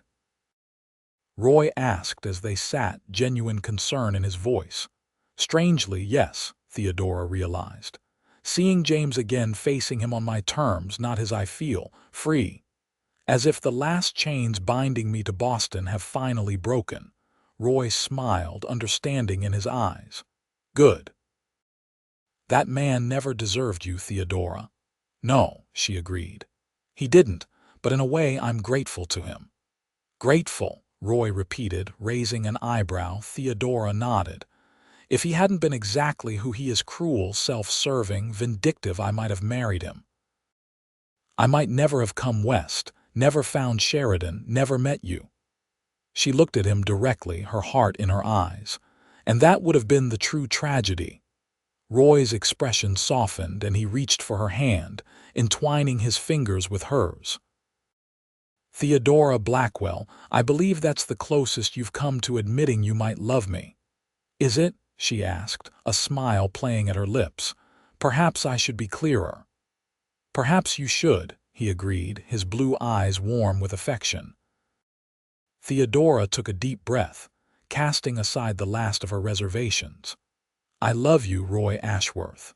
Your kindness, your honesty, your strength, everything that makes you who you are. I love the way you saw me, even when I was hiding. I love the life I can imagine building with you, if that's what you want too." Roy's smile was like sunrise breaking over the prairie. "It's what I've wanted since you stepped off that stagecoach wearing that ridiculous veil," he admitted. "Even then, something in me recognized something in you, a matching piece I hadn't known was missing." He shifted on the bench to face her fully, still holding her hand in his. "I love you, Theodora. I love your courage, your intelligence, the way you care for your students, the strength that brought you across a continent seeking a better life. I want to build that life with you, a partnership of equals, facing whatever comes together." Joy bubbled up in Theodora's chest, pure and uncomplicated. "Is this a proposal, Roy Ashworth?" "It is," he confirmed, his expression solemn despite the happiness in his eyes. "Not because of James Harrington or any threat he might represent, but because I can't imagine my future without you in it. Will you marry me, Theodora?" "Yes," she said simply, all her former eloquence deserting her in the face of such complete happiness. "Yes, I will." Roy leaned forward then, claiming her lips in a kiss that sealed their promise, tender yet passionate, a beginning rather than an ending. When they finally parted, Theodora laughed softly. "We're causing another scandal, you know, kissing in the town square for all to see." Roy glanced around at the few townspeople visible on the street, several of whom were watching with undisguised interest. "Let them talk," he said with a grin. "This time, the gossip will be that Roy Ashworth finally found a woman smart enough to keep him in line and brave enough to take on the lazy A." "Is that what I'm doing?" Theodora asked. "Taking on the ranch, if you'll have it," Roy said more seriously. "It's my home, my life's work. I'd want it to be our home, though I know it's a far cry from Boston society."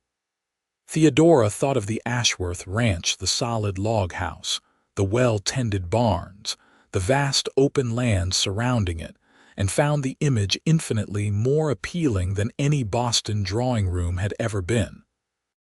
"It's perfect," she assured him, "though I'd like to continue teaching at least until the end of the school year." "Of course," Roy agreed immediately. I wouldn't ask you to give up something that brings you such fulfillment. We'll make it work." As they walked back toward the schoolhouse, making plans and sharing dreams, Theodora felt a profound sense of rightness settle over her. The path that had brought her to Sheridan, painful as it had been, had led her exactly where she needed to be. James Harrington departed Sheridan the following day, having accomplished nothing beyond delivering Theodora's inheritance. If he had hoped to reclaim his former fiancé, or somehow punish her for her rejection, he had failed utterly.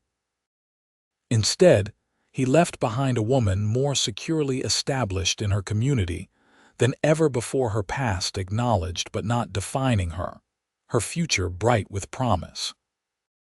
Word of Theodora and Roy's engagement spread quickly through Sheridan, met with general approval, and a few good-natured comments about how long it had taken Roy to make his intentions known. The school board granted Theodora permission to complete the academic year, with the understanding that she would help select and train her replacement over the summer months. The wedding took place in late May, when the Wyoming landscape was ablaze with wildflowers. The entire town turned out for the ceremony in the small church, followed by a celebration at the Lazy that rivaled the Thanksgiving gathering in its scope and spirit. Theodora wore no veil as she walked down the aisle to meet Roy, her face radiant with happiness and lit by the afternoon sun streaming through the church's simple stained glass. The woman who had arrived in Sheridan hiding behind layers of shame and fear now stood proudly before her community, embracing both her past and her future with equal courage. "You're forgiven," Roy whispered as he took her hands before the altar, not a statement of absolution, for there had never been true guilt, but an acknowledgement of the journey they had taken together, from shame to acceptance, from hiding to revelation. "And you're loved," Theodora whispered back, her heart too full for more elaborate declarations. It was enough those simple words exchanged before their formal vows. In them lay the essence of what they had found together: acceptance without reservation, love without condition, and the promise of a future built on truth. As spring turned to summer and summer to fall, Theodora settled into her new life as Mrs. Ashworth of the Lazy Ranch.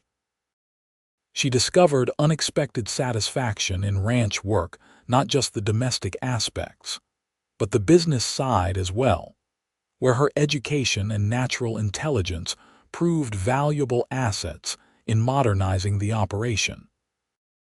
Letters occasionally arrived from Boston, former friends cautiously renewing contact, having heard varying accounts of Theodora's Western adventure. James Harrington's political aspirations had indeed materialized, though his hasty marriage to a banker's daughter had raised eyebrows among those who remembered his previous engagement. Theodora answered these letters politely, but without great interest. Boston belonged to her past, a chapter closed and bound.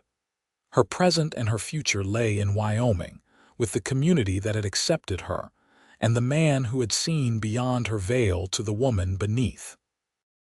On the first anniversary of her arrival in Sheridan, Theodora stood with Roy on the porch of their home, watching the sunset paint the distant mountains in shades of gold and purple. His arm was around her waist, her head resting comfortably against his shoulder. "Happy anniversary," he said, pressing a kiss to her temple. "1 year since you stepped off that stagecoach and turned my world upside down." Theodora smiled, her hand moving instinctively to the gentle curve of her abdomen, where their first child was just beginning to make its presence known. "The best year of my life," she said truthfully, "though I expect the next one might be even better." Roy's eyes widened as he caught her meaning, his face transforming with wonder. "Theodora, are you saying—" "Yes," she confirmed, joy bubbling through her words. "Dr. Whitaker confirmed it yesterday. We'll be parents by spring." The kiss Roy gave her then was worth every mile traveled, every tear shed, every moment of fear and doubt that had preceded her arrival in Sheridan. In it was the promise of all they had built together, and all that still lay ahead, a life not free from challenges, certainly, but faced together, without shame or hiding. As darkness fell over the Wyoming frontier, Theodora Ashworth said a silent prayer of gratitude for the journey that had brought her here to this land, this man, this life she had claimed as her own. She had arrived wearing shame like a veil, believing herself unworthy of true connection or happiness. But in Roy's love, in Sheridan's acceptance, in her own hard-won self-respect, she had found what everyone seeks but few truly find: the courage to stand unveiled before the world, accepting both its judgment and its grace. And in that courage, she had found freedom.